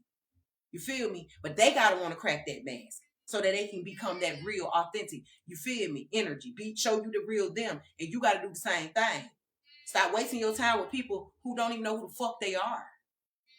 They don't even know which way they going. They don't know if they believe in God or they don't. A lot of y'all are with people who are not even nowhere near on the same page with you. They in a whole nother book. And you over here trying to force them into your chapter. They in a whole nother book, sweetie. Be okay with them not being in that same book. Because guess what? Rejection is God's protection. That crazy ass might need to be in that other book. You over here trying to force something that probably ain't even meant for you, and the whole time you missing what's meant for you because you want this funky shit to work, and you breaking your own heart. So then when Valentine's Day come around, you want to shit on everybody because you mad because they in love. You know, you a Valentine's Day Scrooge, all because you heartbroken. All because you keep choosing frogs. All because you keep settling for crumbs. You keep sitting down at the wrong table. You keep loving on the wrong people. That ain't nobody's fault but yours. So take accountability. Be gentle with yourself, but take accountability. Stop pointing the finger and saying peanut butter and jelly and them did it to you. No, it's turn that finger and say, you know what? I'm done sitting at these fucked up tables. I'm done getting into these fucked up situationships. I'm done being the side piece. I'm done for settling for crumbs. I'm done for taking your flighty energy. I'm done letting people in and out of my life, coming in and flying in and out when they want to. No. Because people who truly love you got time for it. And they're going to make time. I don't care how busy they are. You ain't got to go and force it. You ain't got to go and earn it. People that truly love you, truly want to be a part of you, want you a part of their life, they're going to show and prove that through action, not through words. A lot of y'all are with people who talk a lot and not enough action. A lot of y'all with people who showing you action and don't talk enough. And you mad because you thinking they not talking. You think they not communicating. They communicate just through their actions. Pay attention. Use your discernment. Okay? All right? And they go back to when I had said something about a deer. When I said a deer in the neighborhood. I know that sounds crazy, but it's easy to see a deer in the woods, right? When you're driving on dark roads, of course you're going to see a deer or two here and there, right? But you don't really think that you're going to see deers in regular rural areas like neighborhoods. Like, you get what I'm saying? And so I'm driving through Alberta last night. Literally, deer skipped dead across the street in the middle of the neighborhood. If I was not paying attention, could have been sideswiped, could have been took out of here. And so it's easy to get comfortable in relationships. It's easy to get comfortable in life and thinking that, oh, the road is clear because there are lights and there are houses and there are other things. It's easy to think I'm scot-free and I'm safe so I can relax. And a lot of y'all sit back and relax in these relationships, and that's how you end up losing your love of your life. That's how you end up losing. They end up cheating on you under your nose. Because you lazy. You a lazy love. You're sleeping on them. They over here loving on you, and every time you turn around, you got one eye open looking at them. Because you sleeping on real, genuine love. So now you wonder how she found herself in another man's arms. Or you wonder how he found himself in another woman's bed. Because you've been over here sleeping, thinking you could put your bonnet on every day, and he gonna stay with you and never leave you. And he ain't got to wash your ass, because he cool with you being musty. And then you feel like, oh, well, I pay the bill, so I ain't got to go and groom myself as a man. I can be ashy and dusty every day, all day, and never look good. She ain't gonna never go leave me because I pay the bills. Well, you're wrong. You're wrong. Just like I was in that car last night, thinking that it wouldn't be no deer nowhere in sight. I was wrong. And if that deer didn't prance across that street in front of me, he probably would have hit me. All because I'm leaning in the car and I'm just chilling. I started to begin to relax a little bit, like, yo, I'm cool. I ain't got to really be on the high alert. Yes, you do. Especially when you think you don't. So in these relationships, don't get too comfortable with thinking that people won't get sick of your shit. Because everybody get tired. Everybody get tired. Nobody want to keep being in a relationship with you just because we got kids. Nobody want to keep being in a relationship with you just because we got a house together. Or just because we work together, we got to be in it together. Nobody want to keep being with you just because I got to be. We need to get back to a place in time where we're with people because we want to be with them. Okay? I was listening to a video this morning. Dude confessing that he cheated on his girlfriend of 6 months. 3 months down after, you feel what I'm saying? But you crying somehow how you love her. If you love her, why you cheating? Because that's a choice. And many of y'all are finding yourselves in these false relationships where you got to go and find yourself sneaking and geeking and what they say, sneaky linking and all of that. But then when Valentine's Day comes and they go post up online with their real wife or their real woman, that they never gonna leave for you. Never, never, never. No matter how much they tell you. They're never going to leave that house. They're never going to leave that woman or that man for you. You are just that. You make them happy to go back home. You make their home work. Because you giving him what he ain't getting at home. You giving her what she ain't getting at home. And that's why I said don't be rebound.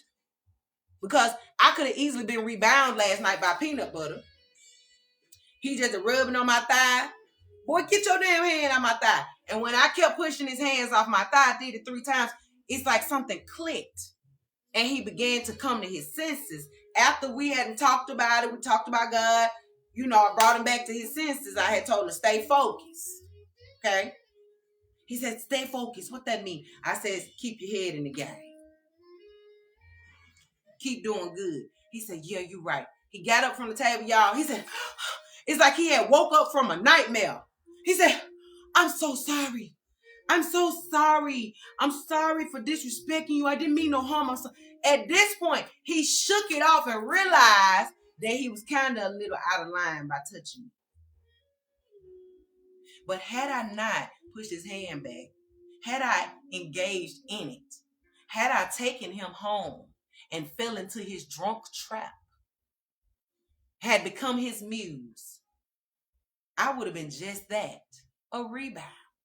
Because he was so heartbroken behind his children's mother, that's who he truly still wants. And it's easy for a man to think that he can jump off on you real quick. And that's how a lot of us women get our heart broke. Because we fall into the traps of the rebound shit. And so I'm glad that I was able to see that up front, because when he jumped up from the table, he was like, I'm so sorry. I'm so sorry. I said, friend, you good? I know you ain't mean no harm, because I knew he wasn't in his right mind.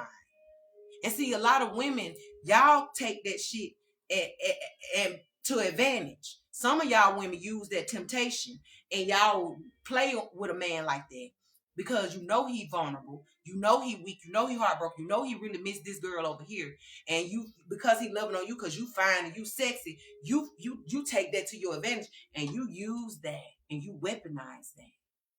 And now you wondering why we got a lot of men running from us.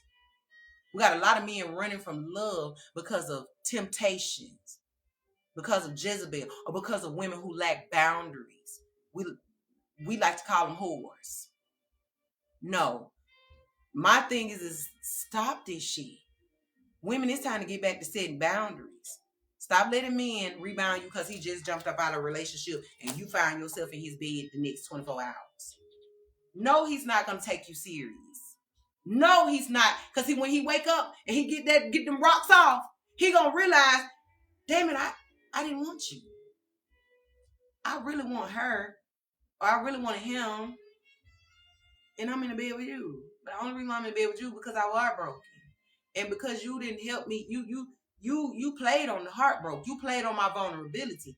No, I don't want you. So now you find yourself, and this is why a lot of women out here now doing love magic and love spells on men, because you want to go, you mad because he don't want you.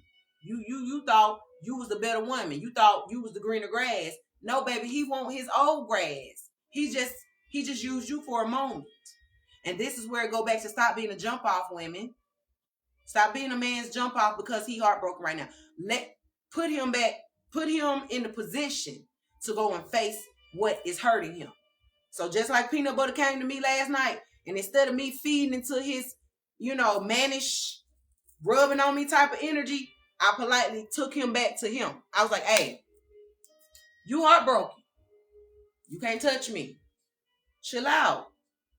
Your woman over there, you love her. He said, I know. No, I don't love her. I said, yes, you do. You do love her. I said, you may not be in love with her, but you love her. He said, oh, okay, I get what you mean. I get what you mean. So not only am I sitting at the table and I'm helping him sift through his situation, he's also teaching me. Each one teach one. So when I broke down what being in love and being in love mean, he breaks it down to me in Hispanic form. He was like, well, being in Spanish, he was like, being in love means to amor, adore, me amor, that means I adore you. I'm in love with you. Right. And it was another word that he was saying that, lets you know that you in love. But he, I had to basically take him back to, it's a difference. You still got to love the mother of your children, even though you upset at her. You may not be in love with her, but you still love her. But it's okay to break away for the sake of the kids. Stop staying with the kids, staying with each other just because we got kids, and then everybody cheating on everybody. You feel what I'm saying? And then it's getting to the point where it's dangerous because y'all not only cheating on each other, but you cheating on each other at y'all workplace. Y'all live together and you work together, right? And then on top of that, you keeping it in the family. So you not only cheating on each other, but you cheating on each other, you work together, you cheating on each other with people that you work with who happens to be family. So this is like swords and daggers and heartbreak all over the place. And I'm sitting at the table like, I know you lying. And this is why I'm doing the live, because I'm sick and tired of the love daggers. Valentine's Day come around, y'all, especially on Facebook, be ready to see who finna post they man or they woman so y'all can expose that you fucking.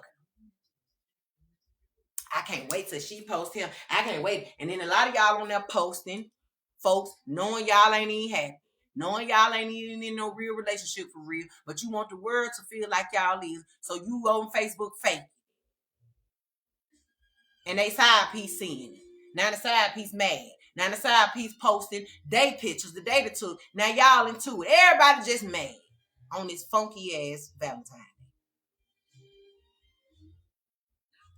I'm just giving y'all an example on how ghetto we done got when it comes to these so-called love day. And the reason why this type of stuff happened on this love day is because it's not really founded under love, true love. That's why so much funky shit is happening on it. That's why I don't wait till the actual Valentine's Day to love on people. I'm going to love on you on a regular day because why not? You deserve it. You're a real human. You deserve real love on a regular day, not just on a holiday or not just because of gift or no shit like that. No, I'm going to love you anyway. You feel what I'm saying? So, no more rebounding. Show respect. So basically by me showing him that I wasn't willing to be rebound, it forced him to respect me. I'm going to say that again. By me showing him that he couldn't be touching on me like that, because you heartbroken, don't mean you get to violate me and my integrity and my dignity. And see, that's why I had to show my integrity and my grace and modesty, because I'm not that type of woman. I'm not distasteful like that. No matter how many ugly pictures people might try to draw of me, I'm not that girl. I don't want, it's easy to look on the outside and think that I'm dealing with this man because he's sitting right beside me, hugging on me, and his baby mama right there. It's easy to send the wrong signal. And I knew he was heartbroken because she hadn't slept with, so-called, allegedly slept with his uncle. So because she allegedly slept with his uncle, he's so heartbroken, he want to go and try to get me. And see, me would have been a big flex. So you got to know your worth. See, dealing with somebody like me would have been a big flex compared to what? Because I ain't finna catch your karma. You see what I'm saying? Because see, I could have easily been weak. I'm by myself. See, that wasn't number temptation. I'm by myself. I'm in my feelings a little bit. He in his feelings. He pull up, he sit beside me. That's how you fall into traps of temptation. And that's how you fall into toxic relationships and situationships because of trauma bonds. And see, me and him could have easily trauma bonded right then, because I'm sitting here thinking about, what I'm thinking about, and he feeling what he feeling. Boom, two people by themselves on a Valentine's Day. That's an easy recipe to get in some shit. And so you got to learn how to identify it ahead of time. And so I already knew then that wasn't the devil trying to swarm himself around me. I told him, get your hand out I kept taking a hand out my kneecap. Take your hand off my waist. Okay. I'll give you a little hug. Pat your head a little bit. But then we're going to push you away a little bit too, because I want you to understand there are boundaries that need to be set. And so because I set those boundaries, forced him as the masculine to stand up and respect them. Right? And so women say, well, men don't respect me. Do you respect you? Are you putting yourself in the position to be respected?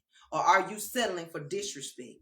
Because I could have easily let his hands stay resting on my leg. I could have easily let him kept trying to woo me. And I looked at him, and you're telling me that she cheated on you. And at the same time, you're hugging on me. So you're showing me that you are unfaithful too. So that's why I looked at him and I said, if you want this woman to get her act together, then you as a man got to stop doing what you're doing. You got to stop being flirtatious. Starting here, right now, get your hands off of me. And when I told him that, he stood up and he said, I'm so sorry. I'm so sorry. I was out of line. You were out of line, but I understand that you was out of your mind a little bit. It's cool. It's all love, but stay focused. Get it right. And that's when I went to the front and I told his girlfriend to get it right. So apology came soon after I set my boundaries. That's why it's important, women, to have boundaries. No matter how good he might look, no matter how good he smell, and no matter how good it might feel. Because that was easy way for me to get caught up in some bullshit. So he apologized, right? Showing up. It's time to start showing up for those that truly matter. I'm going to tell y'all again. Show up for those that truly matter. Because tomorrow is not promised. And I'm going to tell you this. Like I just told my niece the other day. If I'm loving on you, if I'm showing up for you, if I'm popping up on you, if I'm calling you and I'm checking on you, if I'm making time for you and I'm a busy ass person, cherish that and embrace that. Don't take advantage of it in a negative way, but take advantage of it in a good way, because there's going to come a day where you won't have that. It's going to come a day where I won't be able to touch you. It's going to come a day where I won't be able to call you and text you and just check on you, let you know, hey, I miss you. It's going to come a day. This is why it's important to cherish good people while you got them, because forever don't last always. And especially with people like myself who know the gems that we are, and I know the love that I carry, and I know what I bring to the table, and I know how sweet I am. And if I take time out of my life to be sweet and loving to you, if I take time out of my life to check on you and be there for you, and I find that I'm not getting any of that even met halfway, eventually I'm going to take my little wings and I'm going to fly away. Because I'm going to go where I feel accepted, appreciated, and where I feel alive and loved and seen. Because good people are sick and tired of loving on people who keep sleeping on them or acting like they don't see them. I'm sick of being slept on by people that I love. I got my eyes wide open. I see you and I love every part of you. But why can't you love me the same way? And when it gets to the point where I find myself in a situation where I'm having to people please, or I got to force love, or I got to chase it, or I got to earn it, I don't want it. And at some point I'll say, fuck you and that love. And I've been doing that in my life these last couple of years. I've walked away from a lot of people who never thought I would walk away from them because they thought that they was irreplaceable. But I'm here to tell you, newsflash, nobody in my life is irreplaceable but me. I'm no longer will stand aside and love, and put it out and put it out and put it out, and I don't get none in return. And I'm talking about real love. I ain't talking about no fake love. Because if I take my time and I give you real love, I want that shit back. The same real love I gave you. But if I find myself got to force and I got to chase and I got to fit in and I got to make myself fit where I don't belong, then I got to get the hell up out of Dodge to protect me. That's where the discernment come in at. So a lot of people are pissed off at me because I've walked away from them. But ask yourself, did you love on me right? Were you loving on me right? Did you appreciate me? Did you cherish me? Did you acknowledge me? Did you even fucking see me? And a lot of y'all that I'm in your face presently right now, you sleeping on me, one eye open, and you're going to look up and I'm going to be gone because you don't appreciate it. That's like Cupid. Cupid comes to those that will appreciate him. And he shoots his arrows to other individuals that will appreciate that love. So what do I look like out here consistently, continuously shooting bow and arrows of love, and I'm never getting it back myself? So I'm learning to tell myself, walk away from where you are getting in, you find yourself in loveless situations. I don't care what it is. I don't care who it is. I don't care how good it is. If you are not being loved properly, get out of there and go find it.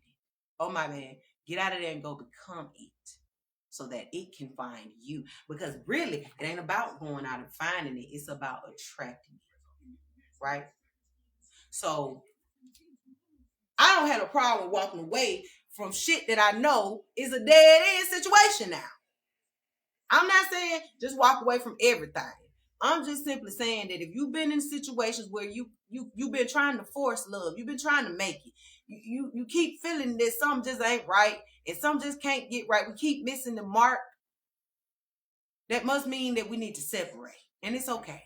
We in two different chapters. We in two different books. And that's okay. The way you love, your love language is not my love language. And that's okay. The way I love is different from your love. The way I want love is different from your love. So I'm showing people how to love on me by the way I treat me. And by me walking away from what is not serving me is showing people how to treat me. Sometimes the best teacher is to walk away. Your absence, your silence, your distance. It's not about being petty. It's not about being arrogant or trying to control nobody, trying to teach nobody no damn lessons. It ain't about thinking you better than nobody. Sometimes the best thing you could do for people who don't see you or appreciate you is nothing. Just stop. Just stop. Stop giving your all. Stop being convenient. Stop being present. Stop being the first to run up. Stop. Just stop giving. And go love on you. Give all of that energy that you trying to give to this ungrateful sapsucker and give it to yourself. And when you begin to pour that on you, you'll start seeing how you flourishing. You'll see how your wings getting bigger. You'll see how you able to fly higher. And see, that's what the enemy don't want. See, that's why when you start tapping into love, then that's when the devil come too, because you got light and dark. Light and dark go hand in hand. So you can't be in the light and expect the dark not to follow shortly after. So just like when y'all go online and you post your relationships, and then shortly after, here come a whole bunch of hate. Or as soon as you get in a relationship, boom, you happy. Everybody on the congratulations, then boom, here comes somebody telling me something. Well, I don't know why you with them, because it's always the dark gonna follow the light. That's how it goes. It's the yin and the yang. That's why we have to find a happy medium. You feel me? That's why we also got to be careful with putting our love out there. We done got to the point now where people hate love. People hate to see happiness, to the point now we can't even put our love out there no more. I can't even let you know when I'm in a new relationship because y'all gonna hate so bad.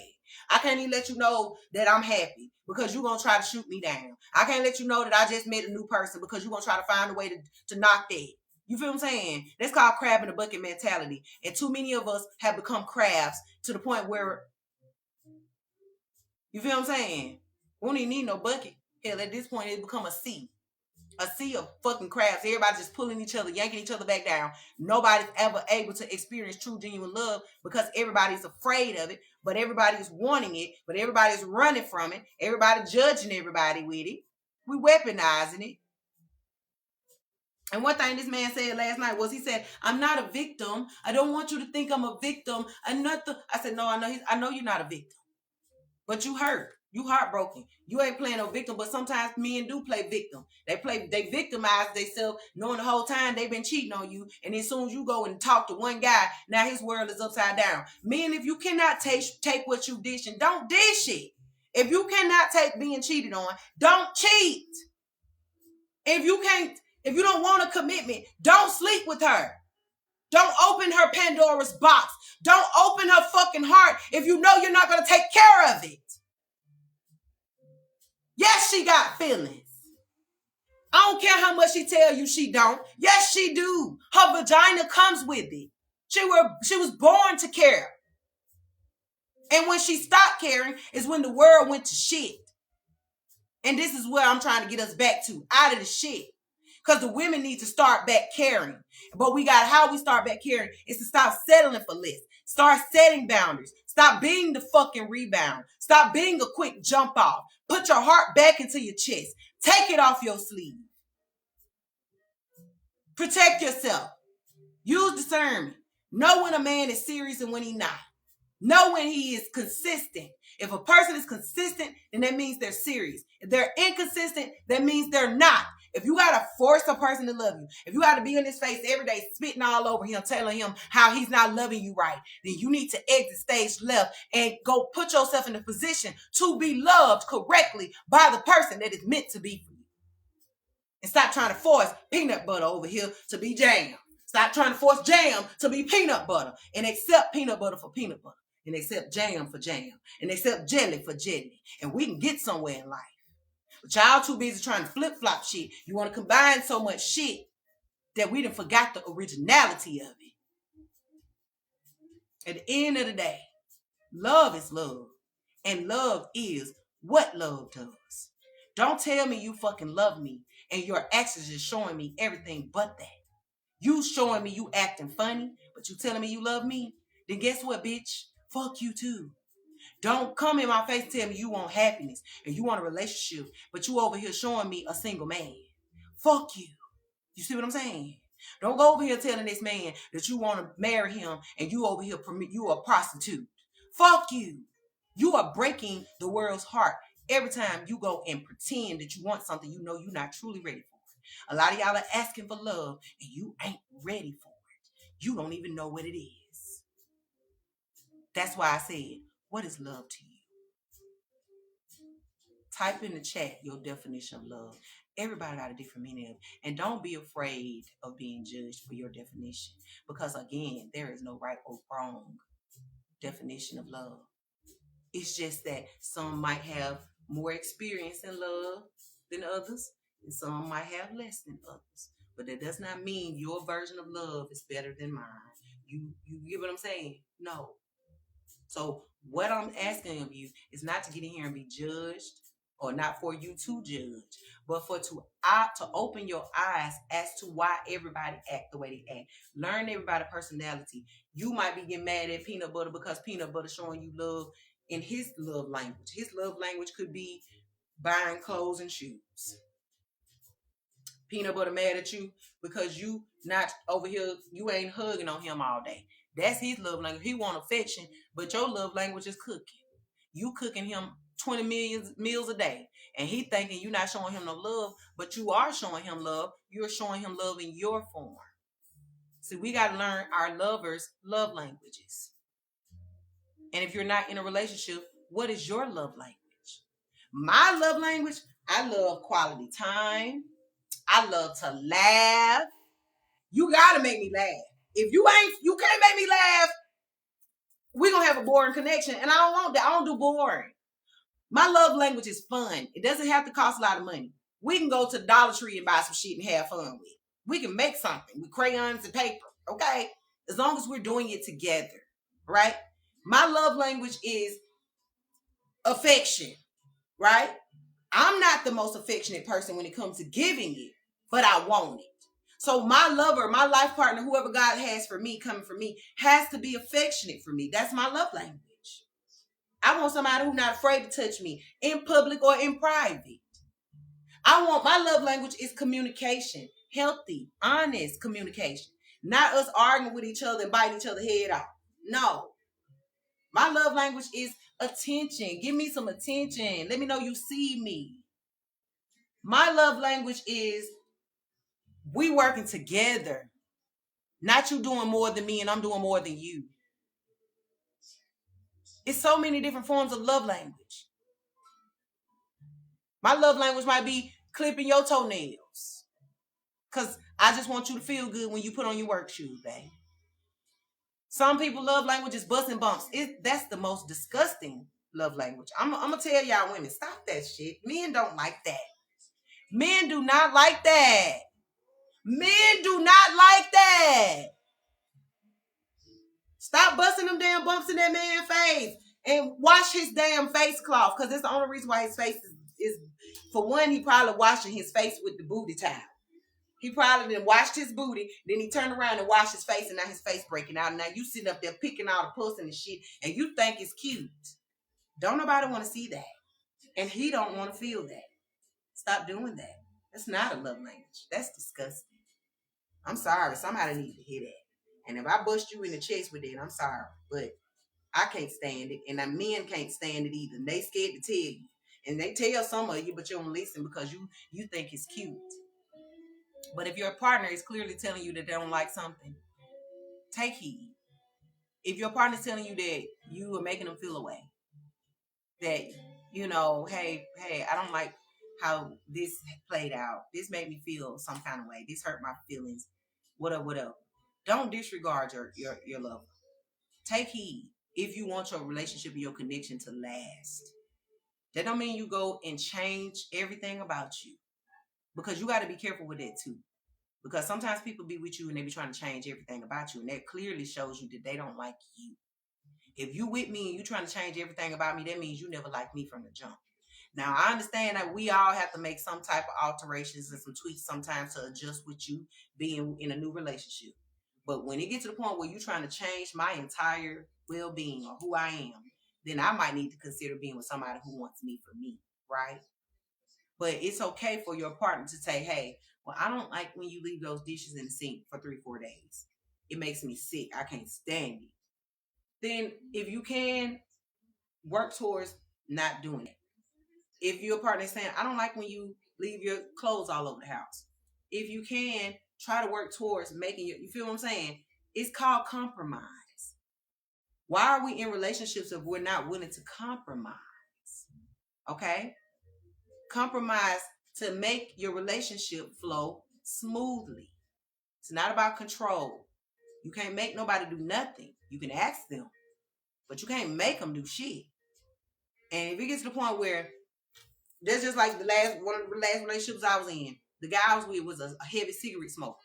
I hated him, and he knew I hated him. I can't knock the fact that you smoke cigarettes because you were smoking them cigarettes well before we got together. So who am I to come in here and tell you that you got to stop smoking? So I just told him, I don't mind you smoking them. You just can't smoke them around me. So then, or if you do smoke them around me, smoke it outside, but not in the house. I didn't allow that. But then when we would get into it or when we would fall out, he would want to be an asshole, and he would go and deliberately fire up a cigarette in my house and smoke it in my face. That is where the problem came in. Because now you're showing me you have no respect for me. You're showing me that my feelings are invalid, don't matter, and you don't give a fuck. So at this point, now I got to consider, am I willing to keep going down the line with a person like this? Because if he do that with that small thing, then imagine what else he'll do with whatever else I don't like. So people are showing you red flags in the beginning. Believe them when they show them to you. So if I'd have stayed with this man, thank God he showed me those signs in the beginning, because I probably would have still found myself, my little bit of crazy self, in this still crazy, stupid situation with this stupid person, disrespectful person who was breaking me down. And I couldn't change that person. Hell, even if I tried, that person was so set in his ways it didn't make no sense. So I was losing myself, literally losing my hair and everything, trying to get this person to be better, to be what I wanted them to be, not who he was supposed to be. So the more I tried to change him, the more he rebelled against it, and the more we repelled from each other. So that's pretty much where a lot of y'all are. You found yourselves in situations where you're trying to change your partner to the point they getting away from you because they don't want to be nowhere near you because you don't like them. They know you don't like them. You just like what they can do for you. You with them because they can eat you good, they can suck you good, they can pay for you good, they can feed you good, whatever. But you really don't like them. And that again alone is a mask that needs to be broken. You can't get real love like that. You with somebody because of what they can do for you. That's called conditional love. That's not fair to that individual, and it ain't fair to you either. Because let's be real, you might look down the line, lay down the line. Okay, he might be good in bed, but he bad at everything else. She might be a good cook, but she bad at everything else. But I'm gonna settle because where else I'm gonna get some good meal from? I'm gonna settle because where else I'm gonna get some good loving from? And you finding yourself in a lovely situation because you're settling for one thing that this person might be doing good versus all the million things that they ain't doing good. You unhappy. Now you one of them people sitting at the table. You a Valentine's Day Grinch sitting at the table frowning with your lover. All because y'all want to show off for the gram and Facebook and them. Show up for those that truly matter. And tomorrow is not promised. So stop getting comfortable. Don't think for once that 7 won't walk away from your ass. I don't care if we've been friends for 35,000 years. The moment you begin to slip up and fumble my heart is the moment that I'm going to quietly say, fuck you. I'm going to say it again. The moment you begin to quietly fumble my heart and slip up is that same very moment I will be quietly walking away saying, fuck you. And don't get mad. Respect it. If you see me pulling myself away from you, you probably weren't loving on me right. I'm no longer going to find myself in loveless situations because I'm not a loveless individual. I love on you, so I expect to be loved on back. That's fairness. And if you can't love on me back, go on the exit stage left. Don't come playing in my field. Don't come and opening my heart. Don't come and making me start feeling and caring for you and knowing the whole damn time you never had no intentions on sticking around. Because then, yeah, I'm going to dislike you. Then, yeah, you feel me? And then when karma starts spanking your ass, you going to think, oh, well, she must be sending some witchcraft my way, because it's easy for y'all to think somebody like a woman like myself, spiritualist. It's so many dudes. I'm going to go on and break the ice to these. It's so many dudes that I used to talk to that did me wrong, right? I ain't never, one thing about it, and two things for sure. Can't damn nigga ever tell you I ever cheated on his ass, okay? If I was with you, I chose to be with you, and I chose to be faithful. But pretty much just about every guy that I've ever dated probably found himself in a bunch of karma after the fact, because he was either underhandedly cheating, he had ill will, ill intentions, he didn't have my best interest at heart, or whatever, right? Boom, soon after we break up, oh yeah, I left her, I got another female, the grass was greener, fuck her. You think you got away, now boom, you lose them jobs, your money getting funny, everybody walking away from you, you having a series of unfortunate events, life just going down, your car giving you hell, money, everything just look bad. Now all of a sudden you want to look at me and think, because I'm a spiritualist, because I meditate, and because I'm different than everybody else, because I wear my crystals, because I burn my sage, you think I'm doing a love spell on you. Oh, she must have did some hanks on me. She must have sent some witchcraft my way. No, nigga. No, it's called karma. You cannot break innocent, faithful, genuine people's hearts. It's not just women. It's men too. You cannot break good people's hearts and scot-free get away with it. The universe don't work like that. Your ass is getting spanked because you tried to spank mine. Yes. So take accountability.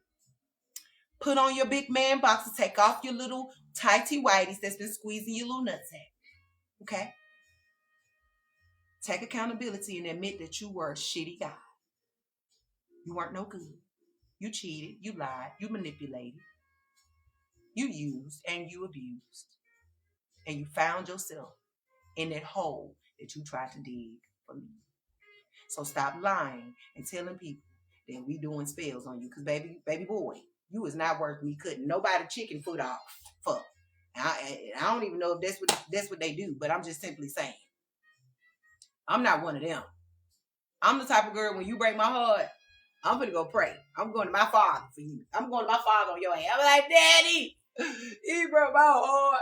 Mama Earth, did you see what he did? He did this. He done that. And it's the tears of the feminine that get that karma wrong. See, when you make a good person cry and they was good to you, the universe don't like that. God, Mama, Mother Earth, Father God, Most High, does not like that. Okay? So a lot of you men are finding yourselves in a pile of karma because you keep piling up the karma with different women, because you bumping from lily pad to lily pad, because you are a runner. You are afraid of real love, and you will go over here and open this Pandora box. You got her wide open. You done sold her a dream. Then you ghost that situation. You run to another situation, and you do it all over again, and you do it all over again. Now you look around, you got a whole bunch of Pandora boxes open, and a whole bunch of heartbroken women, angry birds ready to take you down and bite your head off, all because of your scared running ass. Unhealed ass. Men, go heal. Stop pulling these women into your bullshit and breaking their hearts intentionally. Because every time you break a feminine's heart, you make Mother Earth cry. And every time you do that, you shake the earth. And you're wondering why we are all dealing with natural disasters. We're dealing with this crazy weather. We all over the place. We're having all these supernatural things we can't explain. We think it's just human race walking amongst this planet. You think. You wondering why the government is tearing your ass up. You wonder why your life is everything. You wondering why you can't see the light of day. Because you done broke a woman's heart. Now she done turned into a whole damn fire-breathing monster. She done turned into a whole Medusa. All because you broke her heart. She turned into a Maleficent. All because you broke her heart. Now you out here telling people she bitter. You out here telling people she never got over you. You out here telling people that she weak for you. But you never told people that you broke her heart and you left her hanging and you never gave her closure. And you feel me? You're not telling people that part. You're leaving out information, man, and it's catching up with you. Everybody's getting exposed right now. This is the year of the horse. Everybody's getting exposed. Last year was the year of the snake. We were shedding old skin, old layers. This year, baby, this is the year of the horse, baby. This means this number 2 coming out. You can't keep the lie up if you try it in this year. The year is not going to allow nobody to keep up the lies anymore. We're in an eclipse right now. It's like the universe got some big seals and they clipping out all of the lies. So you wonder why the government, you wonder why the celebrities, you wonder why all these Epstein files and all this stuff is being exposed, because it was all done in the dark. It was all lies. So it's coming out because it was swept under the rug and they thought they got away with this shit. And you are no different. Them bones you piled up in the closet coming out. That's why you getting exposed. You wouldn't get exposed if you wasn't doing fuck shit. Excuse my French, but don't excuse my French. Keep your panty and your boxers clean. Keep your toes dry, and you won't be drowning in the first place. But see, you watching a lot of people drown right now because they thought that they were going to drown you. Now they're drowning in that same pissy, muddy, shitty pool. So men, I'm going to say it again. If you don't want real love, be real with that woman up front and tell her that. I ain't looking for love right now. I'm just looking for something casual. I'm not even trying to, let's just keep it strictly platonic. I don't want nothing serious. Don't string no woman along and making her think that y'all gonna have something serious, knowing damn well you don't have nothing planned for y'all. That's why back in the day, the fathers used to ask the girls, the guys that want to pursue the women, the guys would ask those questions. What's your intentions for her? Because a lot of these men nowadays don't have good intentions for you. So women, start asking men, what are your intentions when it comes to me in this situation, or me and you? And when a man don't answer that, or when he avoid it, or when he dance around it, or when he try to find ways to keep from answering it, that means he ain't got nothing. Or when a man ghosts you after you ask him that, he ain't got nothing. But when a real man have real intentions, he gonna stand firm, stand 10 toes down, and he's gonna straight up tell you, I plan on doing this. I want us to eventually work our way up to that. Eventually, probably, and I mean actually working towards it, not just talking, but walking. You feel me? So stop setting yourself up for failure, ladies. All because you are missing the signs that men are showing you that he's not interested. Men, y'all running from love, but you want it. But guess what? The same thing that you're running from, you're going to have to go back to. That same woman that you're running from, you came out of a wound, you running back to a wound. You feel what I'm saying? So just like you ghost this one woman and you go get in another situation, you're going to only ghost that woman too, because you're really really unconsciously ghosting yourself. Because when you ghost people, that's an illness. When you consistently ghosting people for no reason. You don't have a good reason to do it. And then a lot of y'all, you will sabotage because you're afraid of having something good. So you keep cold feet. When you finally get a good woman, you get scared and you think it's too good to be true. So then you go out of your way to sabotage it, self-sabotage it, get her out the way just so you won't have to feel, just so you don't have to fall in love with her. You ain't got to, deal with her heart and her feelings. So you will just find a way to break up with her instead of just being a man and saying, hey, I'm scared to love you. I'm scared because I've been, went through these. But you wouldn't have to tell her you scared to love her if you took time to heal before you got with her.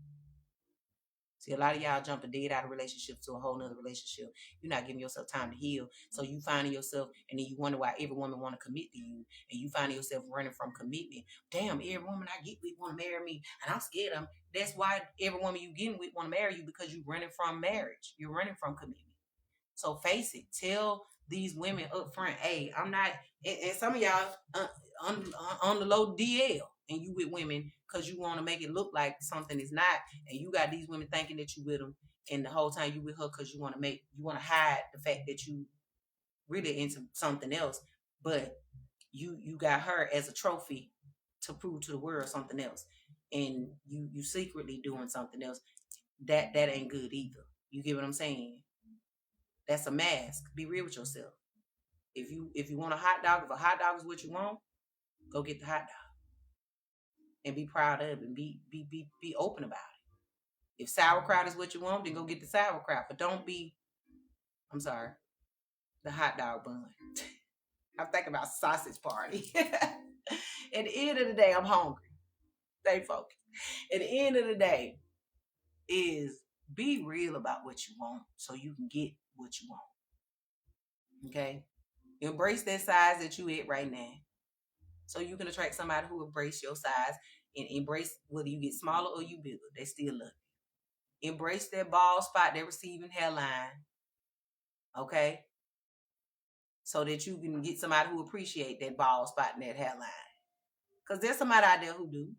Because I can remember being with a dude, nigga with bald head in the top, and he had like 6 locks on the side of his head, and he was holding them suckers up. He was using them little locks to hold to cover up the bald spot in the top of his head. And one night he fell asleep, y'all, and the ponytail had slid to the back. So I'm laying on the side and I'm looking at him. And I'm looking at him bald in the top and his hair sitting back here. And I took a picture just to kind of like the way I took the picture. I know y'all probably gonna think I'm crazy. So I took a picture of him like from an angle to where it could look like, so I could just see him without the hair. And I was like, he actually wouldn't look bad without it. So when he woke up the next day, I believe he saw me staring at his head. And so he woke up, he started pulling the hair back up, trying to cover up the bald spot. And I looked at him and I said, babe, why don't you just cut it off? I said, I love you anyway. It doesn't matter. Because I'm with you for you, not because of what you look like. Not because of them fake locks on your head. Baby, when I tell you them locks was falling out everywhere. Every time I made up my bed, every time I cleaned up my room, I found a fake lock everywhere. Fake gonna fall away eventually. It's just like me trying to wear this weave every day of my life. Eventually, this shit gonna fall out. You feel what I'm saying? So you can only be fake for so long before the real have to come forth.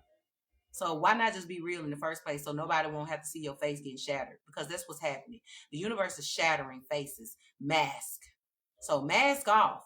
Be real. Or the universe won't force you to be. Don't say I didn't tell you. You've been warned. Okay? So let me see if I got any more notes. So runners running from love. No more opening Pandora's box. And women, stop jumping into these voluntary situationships. If a man is not giving you clear, upfront communication and intentions, he doesn't have any. So don't put all your eggs in his basket, assuming that he's going to be your man if he has not clarified that he's going to be your man. Okay? If he ain't that, don't be out here playing house. Don't be out here giving him girlfriend and wife gifts and privileges, and you ain't even made it to now one of them titles yet. If you ain't made it to that title and he's keeping you friends on, be just that, his friend. And friends ain't giving up nookie. Okay? Keep them cookies to yourself until he show you that he bringing the milk for you to dip it in. And I'm talking about it in a healthy way. I ain't talking about it in no toxic way. Okay? Because too many of these men coming up here eating your cookies and he ain't bringing no milk.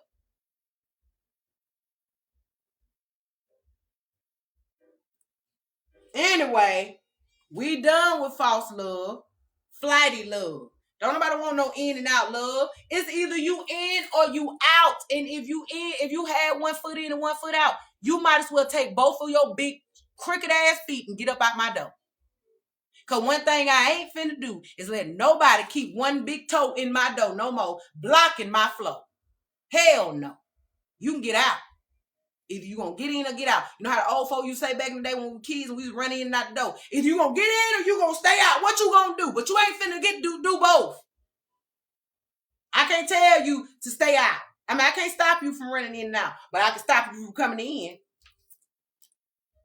I mean, I can't stop you from doing what you want to do, but I can stop you from coming in my house. I can stop you from coming in my heart. If I see that you playing with my heart, you playing with my feelings, and I see you got 1 foot in and 1 foot out, that means you half in and half out.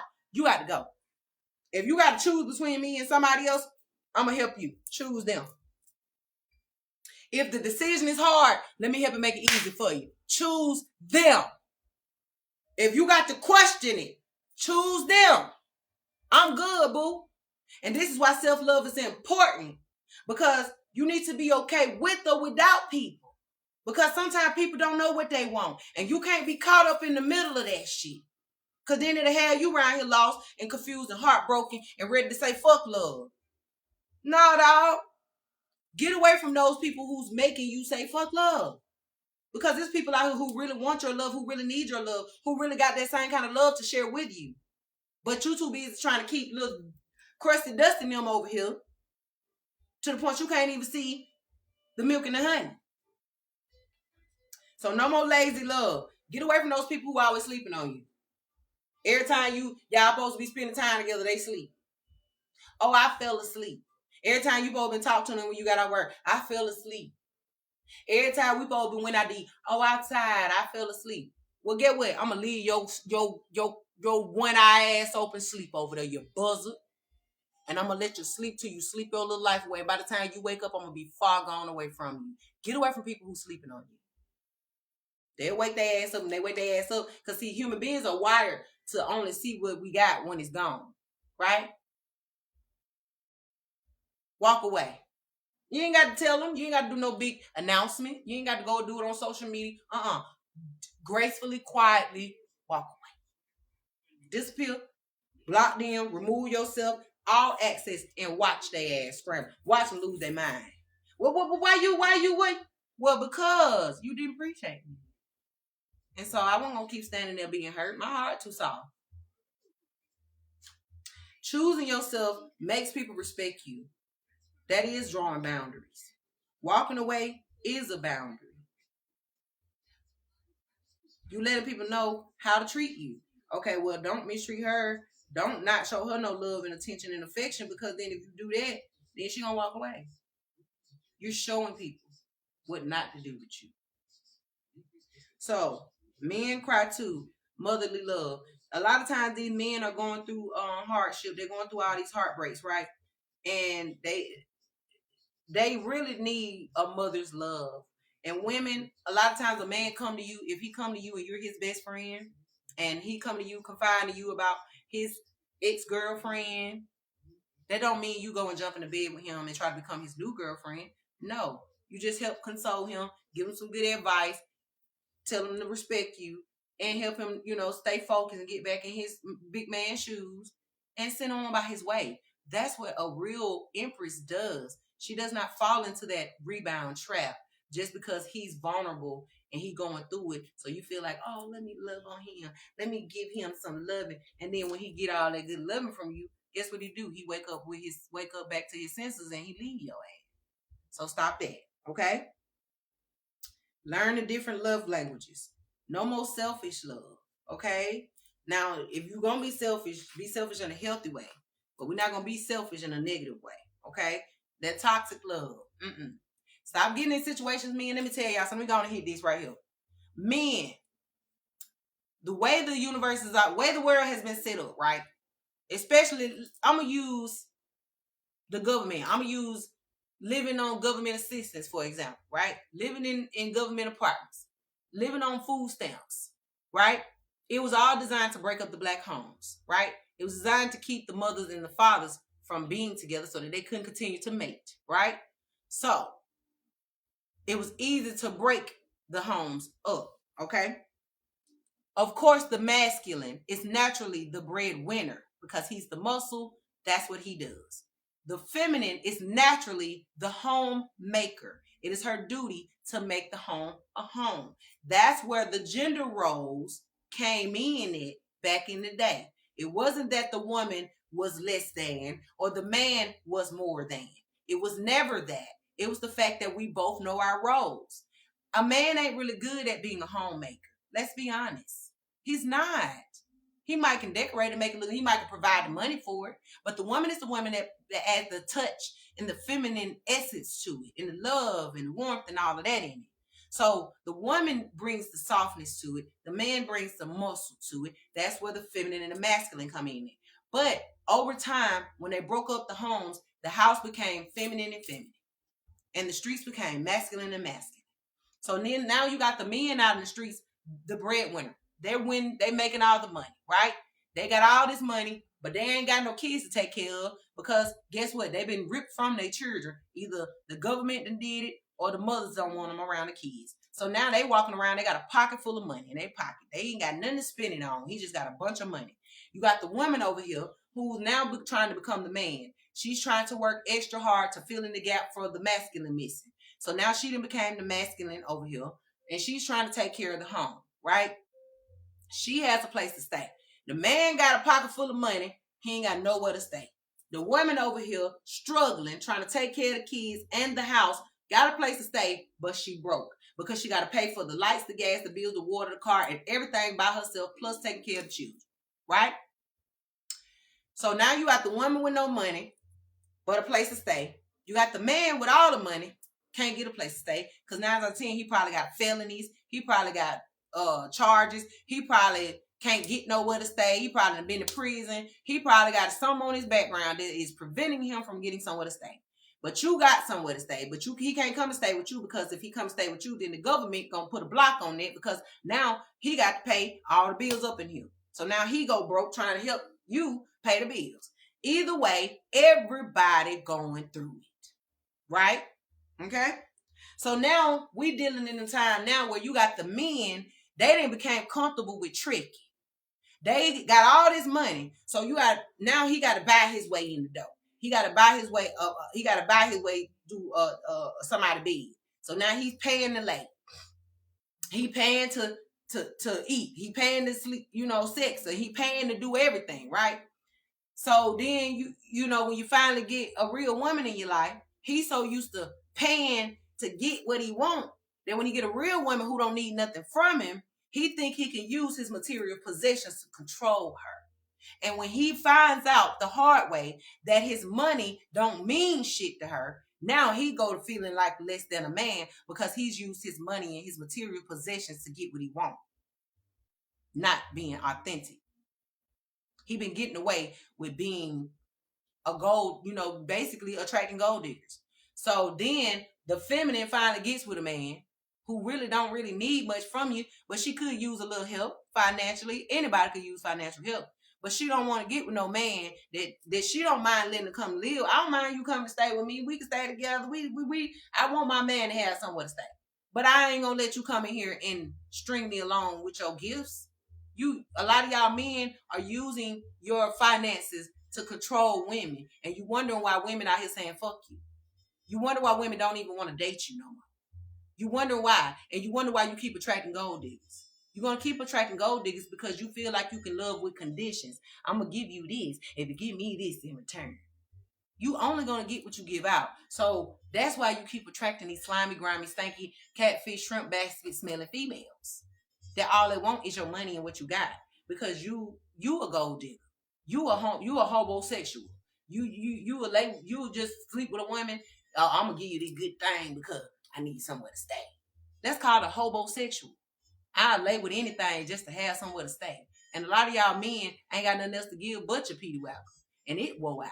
You don't even know how to use it no more. Half of it won't even stay up. Half that honey ain't even working no more. Some of you got diseases that don't even allow it to stay up long enough. So you can't even pay the rent where you at because you can't even slang and bang no more. It done wore out. It done ran out. Yeah, that thing gonna wear out one day. Eventually, it don't stop working. So what you gonna do next? You gotta have a plan. You can't vibrate her to death And that's what some of y'all out here doing. You trying to use your money. You done use your gifts. You done use your Peter Wacker till you can't use no more. So now the thing ain't even lifting no more. It ain't even standing up. Now you done went to the store. You done bought 20,000 vibrators. Now you trying to vibrate her ass out. And you wonder why she's still cheating on. She don't like all that. Feel what I'm saying? So your money ain't everything, man. Your sex is not everything. You are not the best that she's had. It's better out there. Vice versa, women. Same go for men. You ain't the best he done had. Your Kit Kat ain't the only one that leaks. It's other ones out here. It's a juicier one somewhere. It's a better one. It's a gripper one somewhere. So stop thinking and getting comfortable and thinking for once they can't go out and find something better. That's what a lot of y'all messing up at. I'm not saying get scared, but what I'm saying is get a little uncomfortable. Because only thing is consistent is change. So don't get comfortable in thinking that you can't lose the love of your life because of what you got. Oh, I got a house, he ain't going nowhere. Oh, I got this. And some of y'all blackmailing people to be with you. Some of you, oh, well, I got this video on you, so I put that out in the streets. I'll expose you. Y'all forcing people to be with you, and you wonder why this ain't working. Let's get back to real love, man. All right? And then last night, it says making a non-believer out of a believer. Y'all, a guy, one of my neighbors, who threatened to kill me about 2 years ago. All because I asked them to quiet down. Okay? Last night saw me getting out the car. He inviting his friends over so they can have their little Valentine's Day feng shui or whatever. And the man looks at me and speaks, y'all. Mind you, we've been passing by each other for the last 2 years, and I don't say nothing to him, he don't say nothing to me. But this man speaks, and he says, "We ain't too loud, are we?" I said, "Baby, I don't even know. I ain't even been in the house. But matter of fact, go enjoy yourself. It's Valentine's Day. Have fun. Just long as ain't nobody spitting and throwing up in front of my door, I'm all right." Because that was the only reason why me and him got into it, was because his neighbors, his company was so disrespectful that it was affecting me and my residents. And I wasn't having it. So I stood my ground, and I'm glad I did. And this very person spoke last night and asked me for, "Hey, we ain't too noisy, is we?" Now, had this person had said this to me years ago, before we even had that fallout, we probably wouldn't have never even went through all the friction that we went through, because police hadn't been involved. A lot of stuff that went down since then. Folks that almost got evicted. Folks that almost got to fight. It was really messy. To get to this point now lets me know that God is real. Because I pray for my enemies. I pray for folks even when I know they don't like me. I pray for folks even when they don't know me. I pray for celebrities. I pray for strangers. I just pray because I know the power of the prayer. And prayer is real. And so I've even prayed for this person to come to his senses and become his higher version. And for that person to speak to me last night, y'all, I came in the house, I cried again. Y'all, I stood in the mirror and just wailed. I'm talking about tears everywhere. I'm like, "God, what is happening?" I said, "God, what you doing? You making a non-believer out of a believer. What's going on?" It went from disrespect to straight up respect, y'all. Believing the impossible. The tables can turn. Things can flip. I promise you. In the blink of an eye. Right? Dudes, let us, it's time to put aside pride, ego, and all of that. Because a lot of y'all won't even allow yourself to be happy because of your pride and ego. Especially men. Get the greedy middlemen out the way. Okay? Get the greedy middlemen out the way. And the reason why I say that is because, like I said, old girl, when I sent that tip back in that building, she never took that tip to that man. Now, I ain't tripping because the tip went big, but at the same time, that goes to show you her side, her energy. So, more story, I can't trust nobody to drop no tip off because you a pocketed. So, the man never got the tip. You feel me? This is why I don't do middlemen. I like to go straight to the source because I want to make sure you got it. You feel what I'm saying? At the end of the day, get middlemen out your relationships. Everybody don't give good advice. Some of the people you getting advice from, your mamas and your daddies, they bitter. They don't want you happy. They don't want nobody with you. So they're going to give you bad advice on that person that you're trying to pursue because they made you they mate. You don't know you your mama man. A lot of y'all with men who is his mama's man. Yep. You go with your mama. I said it. A lot of y'all go with your mama. You letting your mama ruin all your love, your connections. Because she don't like nobody. You letting your mama use all of the women that you meet. Because she's secretly a gold digger and she bitter. You letting your mama give you bad advice because nothing worked out for her. So now you finding yourself sabotaging everything that's good for you because you want to please your unhappy mother.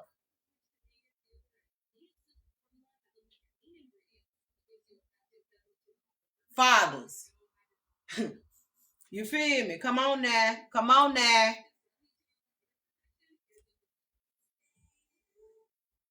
Teach your girls how to peep game now. Teach your girls the ropes on these men now. Come on. I'm touching it all at one time because I ain't got time to keep coming back. Okay? We cutting out the middlemen. That stop getting advice from everybody about your love life. Everybody does not know real love. Everybody does not want you in love. Everybody's not happy for you. So some people are going to be bitter and give you bad advice purposely because they want to see you crash and burn. So be careful who the fuck you getting advice from when it comes to your love life. I don't care because they cousin. I don't care because they sister. I don't care because they best friend. Look at them and ask. Look at their life. And just pay attention. How they respond when you talk to them about when you just met such and such. Look at how they act when you ask them for advice, or you know what I'm saying. Pay attention, because body language don't lie. Pay attention how they act when the people come around. Do they switch up? Do they act funny? Do they start arguments? Do they gaslight? Because those are signs that people don't want what's best for you. All right. So no more playing games. All right. Knowing we want love, releasing the ego. Pride and ego, and stop all that flirtation shit. If you know you in a relationship, stop acting single, bro. If you know you with somebody, be with that person, bro. And if you don't want to be with that person, let that person go so they can go find who the fuck meant for them. Don't be selfish. That's what I said, that selfish love. You want to be with somebody, you want to keep somebody bound, but you want to go do what you want to do. Fuck you. You one of them sour puss, flat foot, platypuses that we talking about.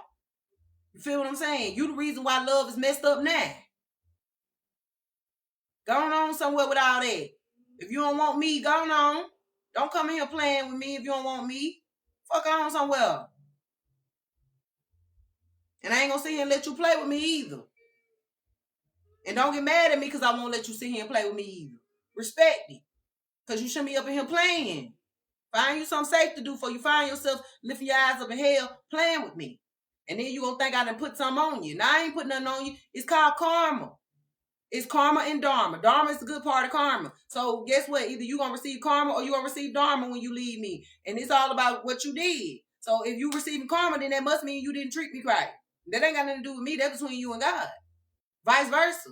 If I leave you and I'm getting nothing but karma, that must mean I didn't treat you right. But if I'm getting dharma, then that must mean I was the good one in the bunch. So everybody around here want love, right? But you exhausted. Your patience done ran thin. You feel like that dang it ain't no hope. I'm tired. Keep hope alive, baby. Keep your heart open. I know it's hard, but go for walks, journal, dance, express yourself, talk out loud, cry. Whatever you need to do, get all of that out. Write a letter, burn it. Whatever you need to do to get all of that muck out of you so you can keep your heart space open for real love to come. Because 9 times out of 10, your heart got broke to teach you how to identify real love, not to hurt you. To show you how to not get hurt no more. That's what it's for. Okay? So I challenge y'all to play Cupid and to love without expectations or expecting anything in return. Pull up on the people that you love. If you got time, if they close and they live close to you, just because I'm living close to you right now don't mean I'm gonna be living close to you forever. You might look up and I'm way across the world. And when I'm way across the world, don't come crying, talking about you miss me when you had 5 seconds around the corner from me and you wouldn't even come see me then. But then when I move across the world and now you writing me all these damn postcards and shit talking about how you miss me and you can't wait till I come back. But when I was 5 seconds away from you, you wouldn't even take time to come see me. Fuck you too. Real love, show up. We don't make excuses. We show up. Even if I'm busy. Yesterday I was busy. I was loving on myself. I took time to show up on my people. I drove over here, over there, over here, and that was my gas. Ain't nobody put no gas in my car, and I ain't asked nobody, and ain't nobody had to ask me to do it. I did that because I wanted to. That's what I do because I love my people, so I pulled up. Pull up on the people you love. Stop waiting till some shit happens, till they damn near unalived or they out of their mind to show up. Show up while I'm still in my right mind when I'm having a good day. Truly become and be that love that you wish to receive no matter what. Stop taking real, genuine people for granted. I'm telling you. Because real people waking up and we getting sick of y'all shit and we walking away from your ungrateful ass. I don't give a fuck what your reason is why you couldn't love on me right. That's your personal problem. I'm gone. Because love makes time for those they love. And if you want love to make time for you, then you need to make time for love. No more victimization. Women stop playing the victim. Men stop playing the victim. Okay? Ain't nobody no victim. Everybody go through things to teach us stuff, to grow from, right? It's time for us to get back in our alignment for our assignment, tap into our higher goddess so that we can lead him back to his higher God within himself. Because yes, every man has a God within himself, just like every feminine has a goddess within herself. There's no God without a goddess, and there's no goddess without the God. Okay? So at the end of the day, the feminine is her duty to lead the man back to his higher self. It's the masculine's duty to be the protector, the muscle, the strength, the warrior. It's the woman's duty to be the homemaker, nurturer, lover, teacher, healer. Okay? Love can turn your enemies into acquaintances. And that go back to my neighbor. That go back to a lot of these people out here who dislike me. And didn't even have a real reason to dislike me. They just dislike me because of what other people said about me. They dislike me because of what they heard about me or what they assumed about me. They dislike me because I said one thing they didn't like, which was the truth. They dislike me for stupid reasons. But then over time, you start to see why I did what I did. Now you like me. Now we cool. Now you want to be my friend. Teach people how to treat you. And it's time to chase accountability. Guys, men and women, you teach people how to treat you by walking away from what is not serving you. Okay? Men, stop feeling like you going after your woman, you chasing her is a bad thing. You're not chasing her. You're chasing accountability.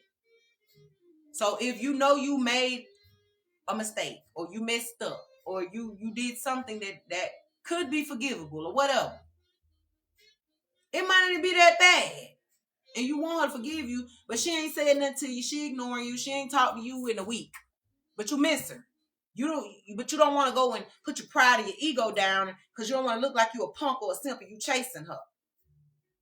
Now you done let the love of your life run away from you and found somebody else, all because your ego and your pride and your lack of accountability. It ain't about chasing no woman, man. It's not about that. It's about chasing accountability. If I was wrong, I was wrong. If I hurt you, I hurt you. I'm sorry. Let me fix that. The faster I can fix that, the faster I apologize about it and mean it, and the faster I work towards actually fixing it, and showing you consistency that I want it right, then the better off we can be. But if I keep avoiding it, I keep ignoring it and acting like I didn't do nothing wrong and not speaking up and not righting my wrongs, the worse it get and the longer we sit in conflict. Stop feeling like going after your woman is a punk thing. Stop feeling like feeling your feelings is a punk thing. Because you got feelings too. And then guess what? If you know you were wrong, fix that wrong. Same with women. Women, a lot of y'all out here chasing men. You ain't even supposed to be chasing no damn man. You chasing a man and he cheated on you. You chasing him though. What you chasing him for? He cheated on you. Go sit down. You become the chase. But at the end of the day, if you were wrong, then you chase that accountability. You ain't got to be no punk and chase no man. No. If I was wrong, I was wrong. I'm going to right my wrong. I'm going to be a queen about it. I'm going to admit that shit. I was wrong. I shouldn't have posted that about you. I shouldn't have said indirectly talk to you. I shouldn't have talked across your head. I shouldn't have disrespected. I shouldn't apologize. Right your wrong. That's the most mature thing to do. Okay? I think I'm done. I've been on here about 3 hours. I love y'all. Thank y'all for watching. Y'all share this live if you ain't scared. But let's get back to love, y'all. Okay? Love is what love does. And if you got real good people in your life that's giving you real genuine love, appreciate that for the time being. Because one thing I know about is good things don't last always. The sun has to set sometime. So embrace that good while you got it. Because you just never know when that sun is going to set on. So that way when the sun does set on it, you don't feel bad that you didn't appreciate it when the sun was rising on it. That means embrace it for that little short while that you might have it. Because it's like having a family member that was the best family member you ever had. That was your confidant. You leaned on their shoulders for everything. They gave you great advice. They was always there for you when you needed them the most. And then up and out of nowhere one day, God saw fit to bring them home. And now you lost. But you're not going to be really lost because you appreciated them when you had them, right?